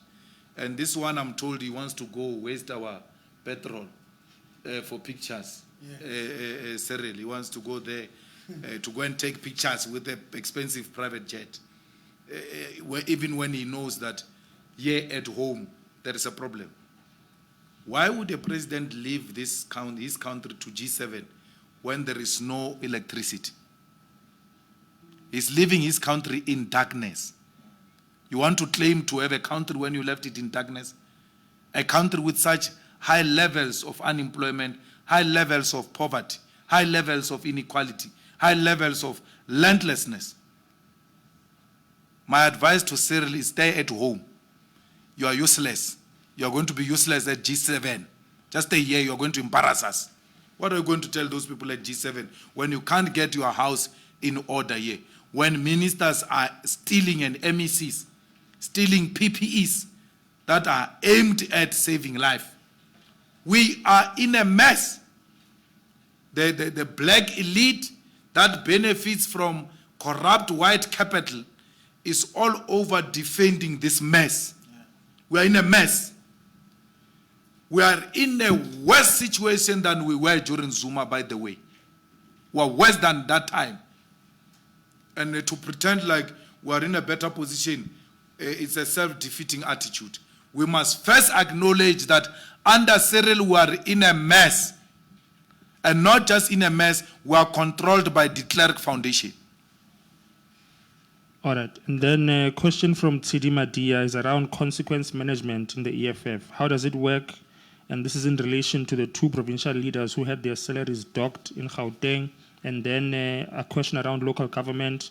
While deliberations take place over whether they should go ahead, has the EFF decided in terms of coalition talks, lines you're willing to cross versus no-go areas, and what responsibilities you'd like to take on municipalities and which parties you're willing to go into discussions with? Well, in the EFF, we decided all branches must go to BGAs by 30th of May. We've concluded that phase. Majority of our regions have reached 90%. So 90% of the IEC wards. Then you qualify to hold a regional people's assembly, what you ordinarily call a regional congress. So our branches will be going there. We have given an extension that all those who have not managed to hold their BPAs and BGAs by the 30th of May, they've got until the 30th of June. But the consequence management means that all regions which have not reached 90% by the 30th of May, they are all dissolved. So all regions that have not reached the 90% requirement by 30th of May, you are officially dissolved. Go home. You are no longer leaders of the EFF in that region. Then the CCT members who are the national leaders are going to take over those regions. They will identify those that they want to work with. It may be some of the members from the previous region, a dissolved region, or it might be completely new members. If you are in the dissolved region and you are not appointed to be in the interim region, stick to your branch. Don't go saying you are monitoring other branch. If we find you being a self-appointed political tourist, we're going to charge you and deal with you decisively. When you are dissolved, you have no right to go to another branch. Stick to your branch. That's all. So that's the consequence management. The other management, consequence management we apply is that if a province by the 30th of June has not reached 90% of all its regions, that province is automatically dissolved. So if Limpopo has got no 90% of regions, all regions reaching 90% by end of June is dissolved. Same Gauteng and all of them. If your province has not reached 90% in all the regions by the 30th of June, the province is dissolved. All those regional leaders who are dissolved as regional leaders and they were party leaders in councils and legislatures, they are going to cease to be party leaders in their areas of deployment, be it a council, be it a legislature, be it national parliament. So when we dissolve a province, a party leader or a chief whip or anything senior in the legislature, by virtue of being a member of the PCT, once you are dissolved, you also cease to be a party leader in your municipality. So if in Tshwane, because we have dissolved it, you are dissolved, and the chairperson of Tshwane was a party leader in Tshwane, he ceased to be a party leader in Tshwane because he was a party leader by virtue of being a leader of the EFF in the region. That is consequence management, Tidi. I hope you are listening. You're not going to write your own things and say there are no consequences in the EFF. So on the 24th of June, all public representatives, they like saying councillors. It's not councillors. All public representatives. If by the 24th of June, you have not launched your branch, the Secretary General will write a letter of suspension to you directly. Because you can't be a public representative of the EFF not coming from a branch in good standing. Public representatives of the EFF must come from branches in good standing. So Mwakumalachi calls me during the weekend or Friday, Thursday, he says, yeah, there are people here who are complaining that you want to remove them as councillors because they didn't launch their branches. But there are people who are treated with kids' gloves. Who's being treated with kids' gloves? It says Mbuiseni Ndlozi. Mbuiseni Ndlozi has launched his branch. But leave Mbuiseni Ndlozi. The president of the EFF's branch could not be launched by the chairperson of the EFF in Limpopo, who comes from the same branch, successfully failed to launch his branch. There will be consequence management on him also, by the way. The president of the EFF had to leave and go and launch his own branch because there's consequence management. Why do you want to become a chairperson of the EFF in Limpopo if you can't launch your own branch? To an extent that the president must come down and sit in meetings of preparing to launch a branch. Mr. Josie Butan could not launch his branch. He doesn't have a branch. He could not launch his branch. Why does he want to lead a province if he can't launch his own branch? Why? So, I said to Mwaku, all officials have launched their branches, by the way. All of them. So, who can be treated with kids' gloves when officials have launched their own branches? Do you have a branch, sir? Is it launched? All of us have launched our branches. Because we don't ask people to do things that we can't do. But this thing of people surviving in their personal lives by piggybacking on us, by virtue of just being close to us, therefore they must be leaders. No, it must come to an end. We are building an organization. The ANC is dying. The first task we have, all of us here, is to build an organization. In South Africa, there is only one organization that was formed, and that is the ANC. It was formed in 1912. Since that time, there's never been a party that was formed national. All parties that were formed were regional, were tribal, were racist. There's never been a party in the history of South African politics that was formed national other than the ANC. We are trying now with the EFF to form a national organization. That is our primary task. And if you can't keep that task, what is the point of keeping you? Leave the winning of the word. That is by the way. We were not here for words. Leave the winning of the municipality. That is by the way. We must first form a political organization that will serve as an alternative to the ANC. There's never been a party in South Africa that has presented itself as an alternative to the ANC. I said to the SG of the EFF, you can't say you are what is the region we have never launched in KZN? Mzinyati. We are an alternative of the ANC in Mzinyati when we don't have a region in Mzinyati. How are you an alternative in Mzinyati? You can't say the presence of the EFF in Durban represent alternativeness of the EFF in Mzinyati. That is an imagination. That is fantasy. We have to have presence in Mzinyati if we want to be an alternative to the ANC. And chairpersons of Limpopo and the rest of these others who are failing to launch branches of the EFF do not have an appreciation of that. They don't appreciate that. Do not appreciate that we are forming an organization that is going to replace the ANC because the ANC is dying a natural death. The ANC is not dying because of the EFF. Each of age is too old. Even an old tree at some point must die. So the ANC is dying because of that. It's too old to can handle its own affairs. So when it dies, there must be an alternative, and that alternative is the EFF. Anyone who doesn't comprehend that is an enemy of this leadership and must never be treated as a friend, because it's misleading us by laughing with us, by being with us, yet destroying the main agenda of establishing a powerful alternative. So we are not here for these niceties of government.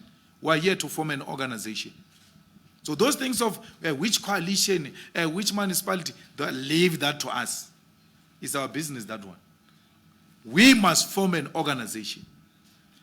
Everyone who are going to dissolve, everyone who are going to remove from representing the EFF because you don't come from a branch in good standing, will be doing so because these people are not furthering the agenda of the EFF of establishing itself as an alternative.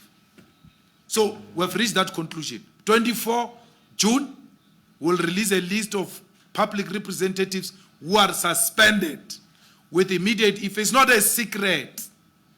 We're running our party, and that's how we're running it. If you don't like it, the door is open. No one is forced to stay in this party. We're running it the best we know how. We are the leaders of this organization. We've got a vision for this organization. What is that vision? We are building an organization ground up if we want to provide socialism as an alternative to this capitalist establishment. We cannot come up with an alternative to capitalism if we do not have the ground. We must first establish ourselves in a solid manner on the ground. If you don't see us, that's what we're busy with. And shame, those things don't need cameras because they are more internal, more than anything. That's what we're busy with. We're establishing the EFF in Musina. We're establishing the EFF in Umtata. We're establishing the EFF in that place where those guys formed AIC. Matatiele. Everywhere else, we are established in all corners, including in the Western Cape, by the way.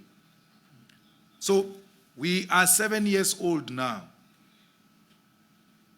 Almost. We cannot be explaining to leaders what they must do. People who earn money. You come and join politics. In less than 7 years, you earn money from politics. And you don't add value.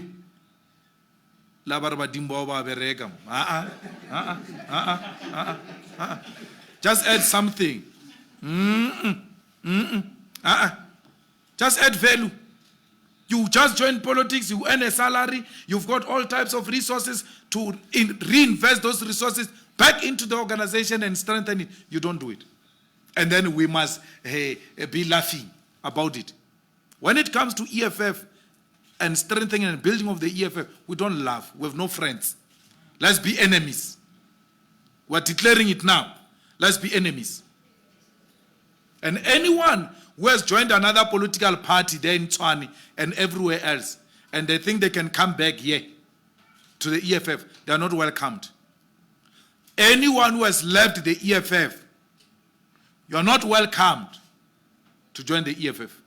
Anyone who has left the EFF to wear another political party's T-shirt, I've got a list of them now in Tshwane who are masquerading as EFF members, who are celebrating the dissolution of EFF in Tshwane, thinking it's their turn. You will never be leaders and members of the EFF. You left, you left. EFF is not holiday in.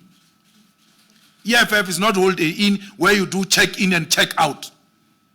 There's no check in and check out here. You check in wire. You check out, you must go forever. You don't have time to be entertaining Facebook celebrities who live here and insult our organization, cost us vote, and then when their things don't go right, they come back here. Done. If you have ever left the EFF, it's done. Go.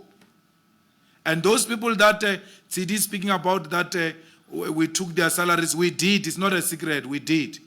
And we're going to do tomorrow. It's our own internal affairs. We decide how best we run our organization. We don't decide how you run your racist News 24. We've never decided that. You kept a racist editor there called Adrian. Is it Adrian Basson? The most racist young boy. Thank you, sir. Thank you, President. Let's take questions in the House, then we'll take 2 more from the WhatsApp group. Simbali. Okay. Mr. Malema, going back to... Thank you. Yeah, sorry. Going back to the IEC, you've said that, when you look at the issue around COVID-19, it is around for a very long time. When you want these local government elections to be postponed, do you have some sort of time frame that you want to pitch to the IEC in terms of when would be a suitable time to have these elections? There's also been a development here. You've recently been seen with the former president, Jacob Zuma, and he now seems to demand that he wants to be acquitted for his arms deal charges, saying that he's citing the lack of legitimacy when it comes to the state. What is your take on that issue? And another development when it comes to state capture, there is the extradition efforts from the South African government to have the Guptas be arrested. What is your take on that route that the South African government is planning to take? Thank you.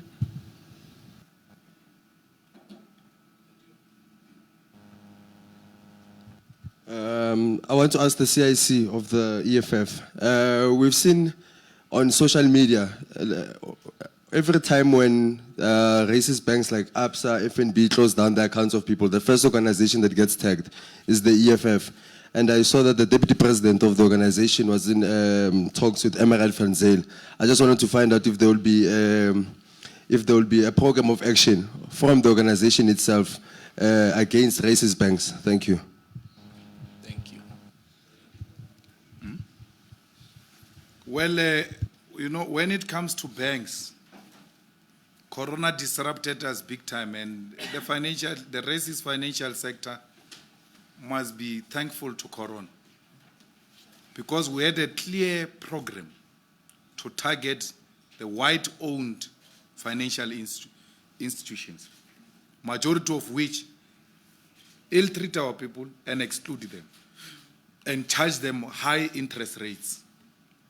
So we have no sympathy when it comes to ABSA and FNB. They are the most racist banks. ABSA and FNB actually fight political battles. If you fight Praveen or you fight Cyril and you still have an account in ABSA, you are very fortunate. They use their financial muscle and that court nonsensical decision that they can terminate people's accounts without any due process to fight political battles, because they know if you don't have an account, you will not be economically active.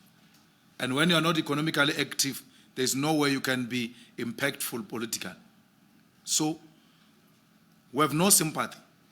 We are waiting for relaxations of these COVID-19 regulations, and we're going to go very hard on the financial sector. They've taken the financial sector, they've taken a security cluster, and they are working with gangsters in the security cluster to undermine our democracy. Gangsters. Where have you ever heard there was an investigating officer who was suspended there in Western Cape? There were marches even to Parliament that he must be reinstated. Police have been suspending people here. Patani, that intelligence one of Zuma. There's never been a march. An investigating officer gets suspended because of his proximity to drug lords. Then there is some activity that seeks to threaten police commissioner. They've taken the security cluster. And when they take it, they give it to Indians and coloreds, because they are excluding us, Africans. That's what they're doing. They've taken the Hawks. You know, that thing of the Hawks is being abused. That thing of the Hawks is being abused big time. You know, very interesting things happen. When Cyril goes to Parliament, right, this is what happens. Either one of us here is going to receive a letter from SARS or is going to receive some questions from the Hawks. It's not a coincidence. Every time Cyril goes to Parliament and we have to question him, one day I will take one of these problematic journalists and I will be wasting my time to show that person, look, this is the letter from SARS on the eve of Cyril's appearance in Parliament all the time. They do that. And then, some service provider of the EFF will get questions from Hawks, and then they say you printed these ones. What are they providing these ones? Yeah. Providing communication equipment. Yeah, these ones what is communication equipment when a man? Speakers, whatever, sound or something, whatever you're providing. And then the EFF pays you. The day Cyril goes to Parliament, you are going to get a letter. Why was the EFF paying you? We were doing some sound system. Okay. Did Mr. Malema talk to you in the process? Is he the one who procured you? Or Floyd Shibambo? Who spoke to you? No, it's Tembi Msani. Who's Tembi Msani? He's a leader of the... Oh, no, fine. If those two didn't talk to you, then you are useless for us. Then they go to the next one. Because they know that after asking you a question, you are going to call the EFF office. No, we got some unpleasant call from the Hawks asking us, why did we get payment from you? They don't want you. They want you to send the message to the EFF so that the EFF, when it goes to Parliament, it must be careful what they raise because the Hawks can pounce on them at any time. That's how manipulative the system has become. So, we are not scared of that. He does that with ANC people. They gave Pule Mabe those things of SIU. Every time he opens his mouth, hey, there is this SIU, man. Because they use that to destabilize you.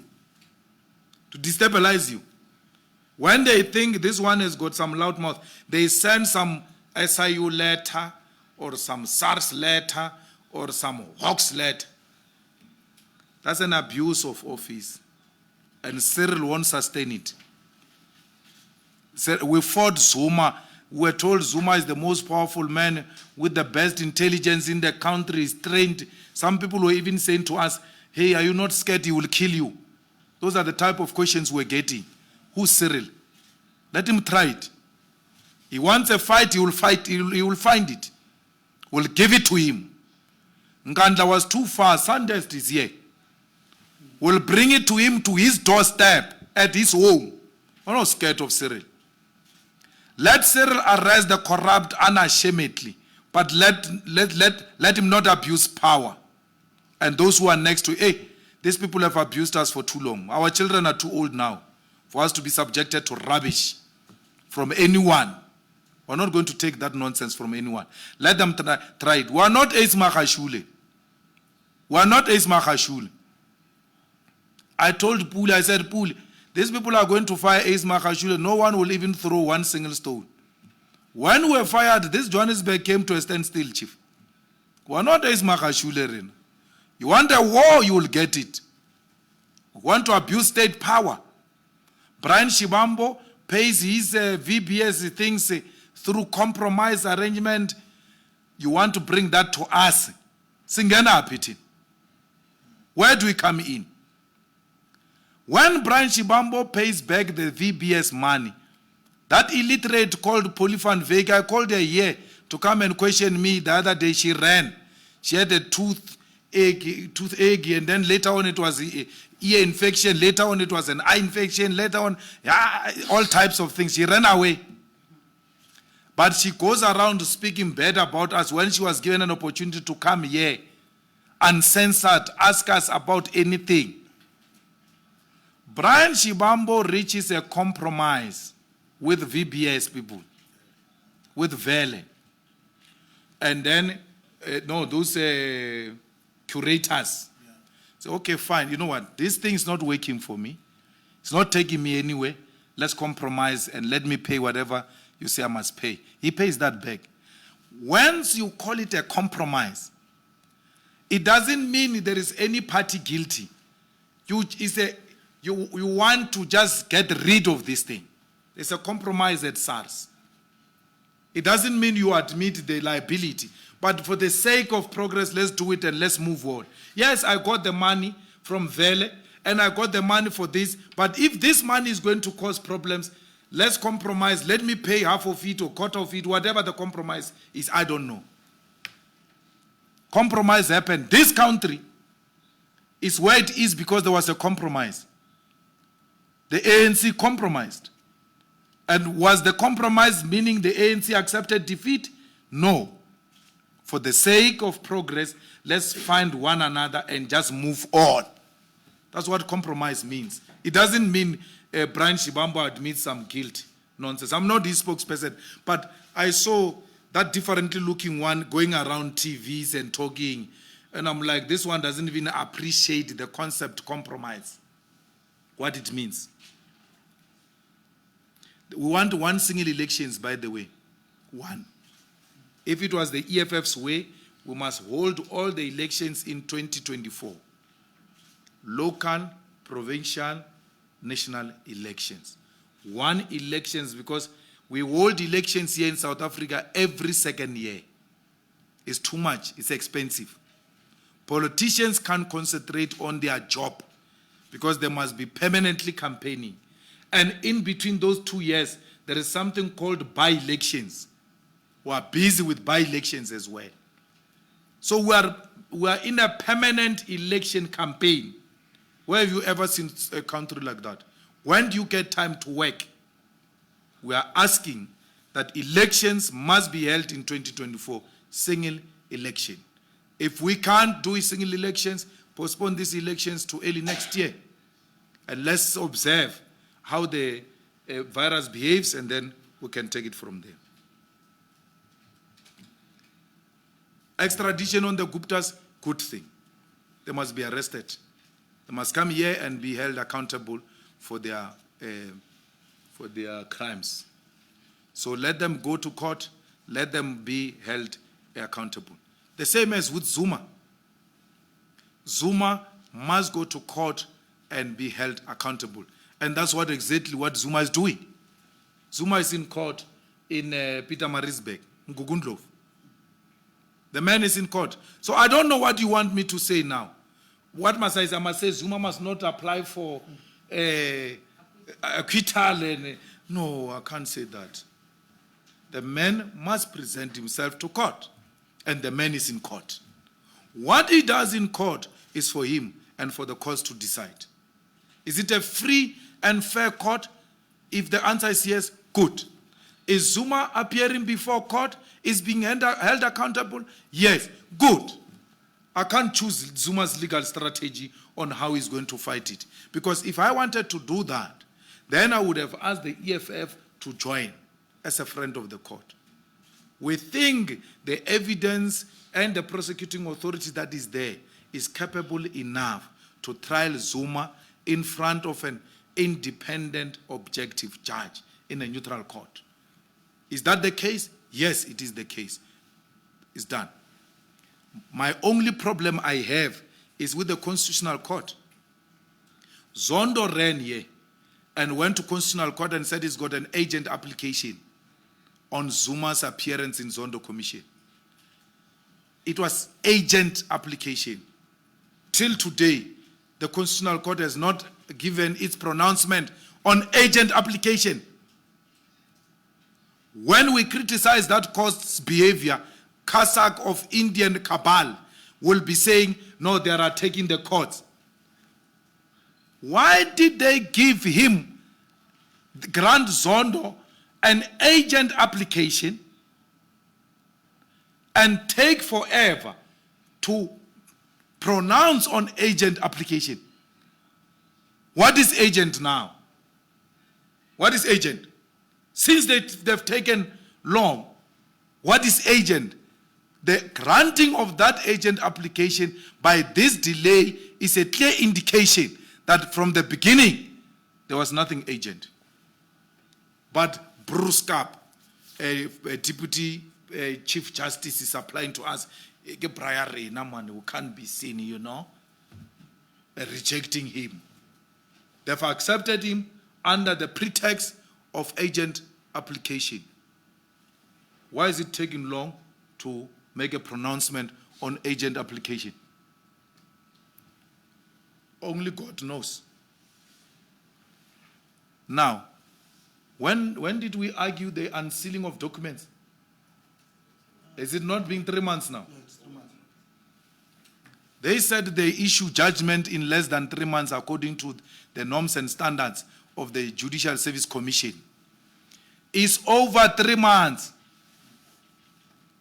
The judgment on unsealing of documents of Cyril Ramaphosa have not been released, despite the fact that when the judge when he was closing the case, he said, this matter is in public interest.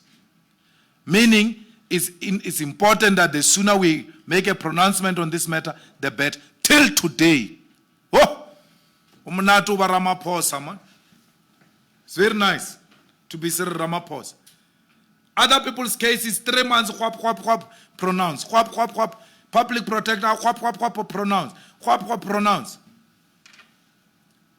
Why is there no pronouncement on the unsealing of documents beyond the norms and standards? Only God knows. They are the special ones. The question is being asked by Malema. Huh? The same independent media, the same independent NGO, including Kathrada Foundation, that is part of the Indian cabal, has not asked the question, why is the unsealing of document case taking long to be pronounced? You know why? There are interesting names there. They are stuck. They are stuck. So what can you do? If you march and say, we demand that the Constitutional Court must release agent application, the corrupt are marching to fight the government which is fighting corruption. When you march for electricity, the corrupt are marching to fight the government that is fighting corruption. You can't do anything. The same media says to you, the corrupt. We are not corrupt. We are not corrupt. No court of law has ever pronounced us corrupt. Our taxes are in order. We are not corrupt. We are not investigated by anyone. We are not scared of them. I was expelled from the ANC by Cyril Ramaphosa, who changed Derek Hanakom's recommendation of 5 years suspension. When it went to Cyril, Cyril changed it to expulsion. Do you think I'm aloof that if Cyril can get something on me, he can waste time on me when he has not wasted time to expel me? It was not the DC's recommendation for my expulsion. It was Cyril's decision. I was expelled by Cyril. If this Cyril can get anything on me, SARS, Hawks, whatever, yes, is going to go on top of Njelele Mountain and announce it. Or there is a big problem here. The man is going. So, why would the most corrupt not be arrested? What is that law firm? Werksman is meeting with the Hawks every day, trying to persuade them to arrest us on the VBS. The Hawks said, there is nothing. What do you have? Give us something. It's nothing. We can't. So, there are people who are putting pressure on the Hawks to do it for the sake of doing it.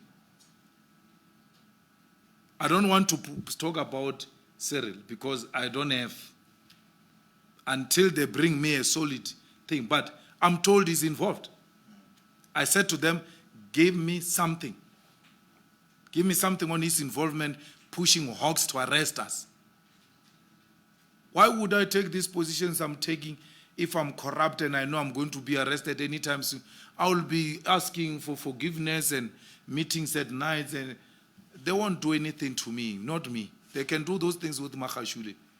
And not me, I'm not a small boy. I don't preside over some small organization. He must try me, you will see. Thanks, President. Let's take the last two. There's no one in the room. Closing now. Take the last two from WhatsApp. Come on. All right. So, from what is this media house? Ngube from Brighton. Ngube from Izwi again in Zimbabwe. Izwi Times. President Ramaphosa is addressing the nation now, at the same time as Julius Malema is addressing the nation. Let's talk of coverage by the mainstream media in South Africa. Is the EFF happy with this going towards election time? Will ordinary EFF supporters afford to live stream on online platforms as the mainstream media is currently giving airtime to Ramaphosa? And then Sibahle Mota from Jacaranda FM asks, on Eidsig High School, what is the objective of the protest, and can you divulge any further details on the protest? After the video of the manhandling emerged, did the EFF get in touch with the school? Well, there's no protest. We have not finished a press conference. Already a journalist is distorting what we said we were going to do. There's no protest. What protest? We are going to have a commemoration at Eidsig High School, where a racist white security guard manhandled a black young male for wearing EFF regalia. And we are going to have our commemoration there to demonstrate to all that South Africa is a liberated zone. We can go anywhere with our colors. We are a legitimate, registered political formation, third in parliament. So we have a right to be everywhere. And that child had a right to wear the way he was wearing because it was a career day. And to be a politician can be a career. There is a course being offered at the university called politics.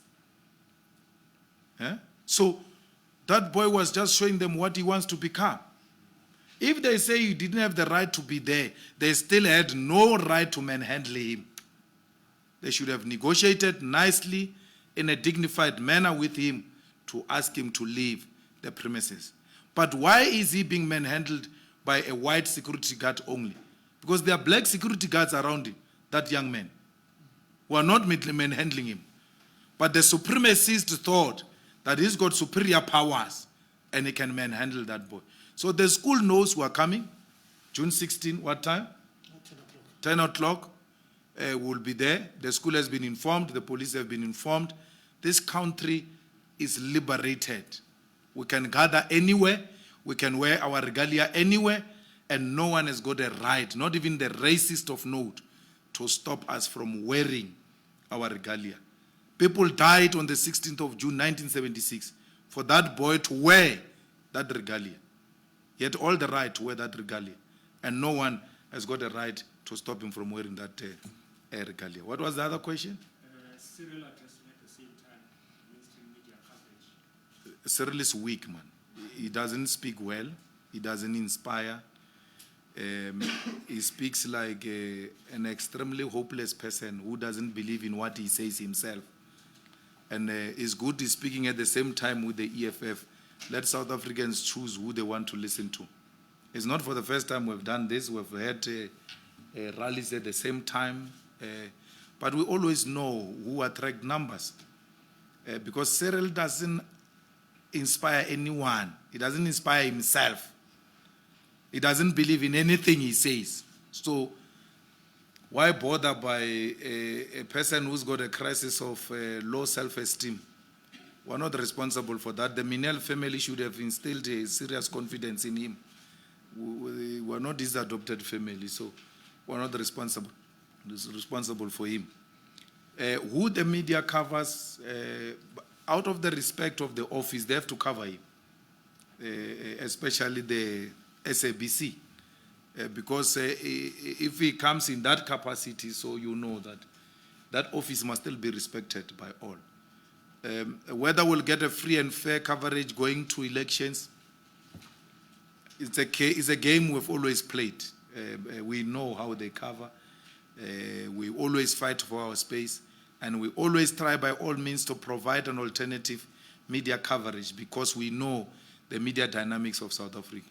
So I don't know, TG, if you paid this time for people to have access to our social media platform and what do you call it? The website and all those things. So normally we pay that people have free access to our website so that they don't have to spend any money knowing the biasness of the South African media. So we've got that option. We pay MTN, Vodacom, and all those people to take us live for free, and whoever wants to watch our press conferences from there shouldn't pay anything because we understand the type of constituency we serve. But otherwise, ladies and gentlemen, our more emphasis is on branches and more emphasis on regional people's assemblies.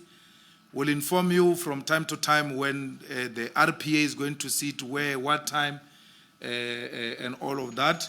And then you can go and give coverage to some of those regional people's assemblies.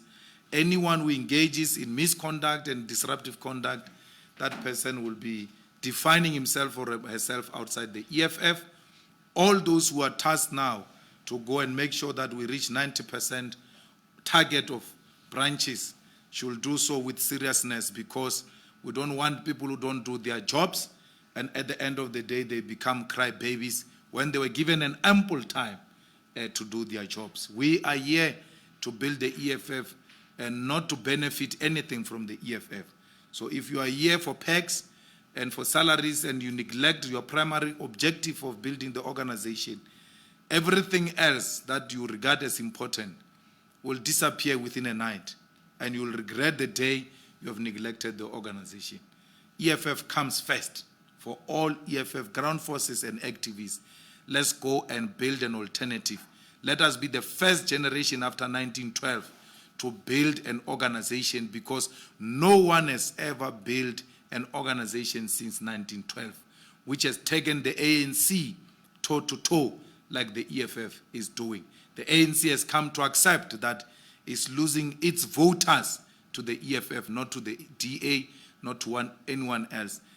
EFF might not be winning wards, but EFF has never lost a single vote, which is a clear indication that the EFF is the only organization in South Africa that is growing without using tribalism, without using money and slaughtering of cattle, without using gangsterism approach and saying we are a colored party.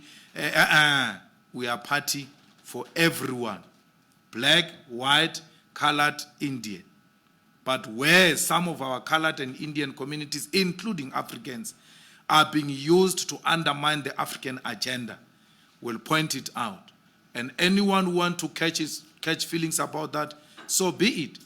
If you are Indian and you are colored and you are not furthering the interest of the white monopoly capital to keep Africans out of senior positions, you have nothing to worry about. But if you are Indian or colored who has been co-opted by white capital to keep African professionals out of senior positions, if the shoe fits, wear it. Thank you. Thank you very much, Commander-in-Chief. We've come to the end of our briefing. Thank you, journalists, for coming to the only press conference that matters. Thank you.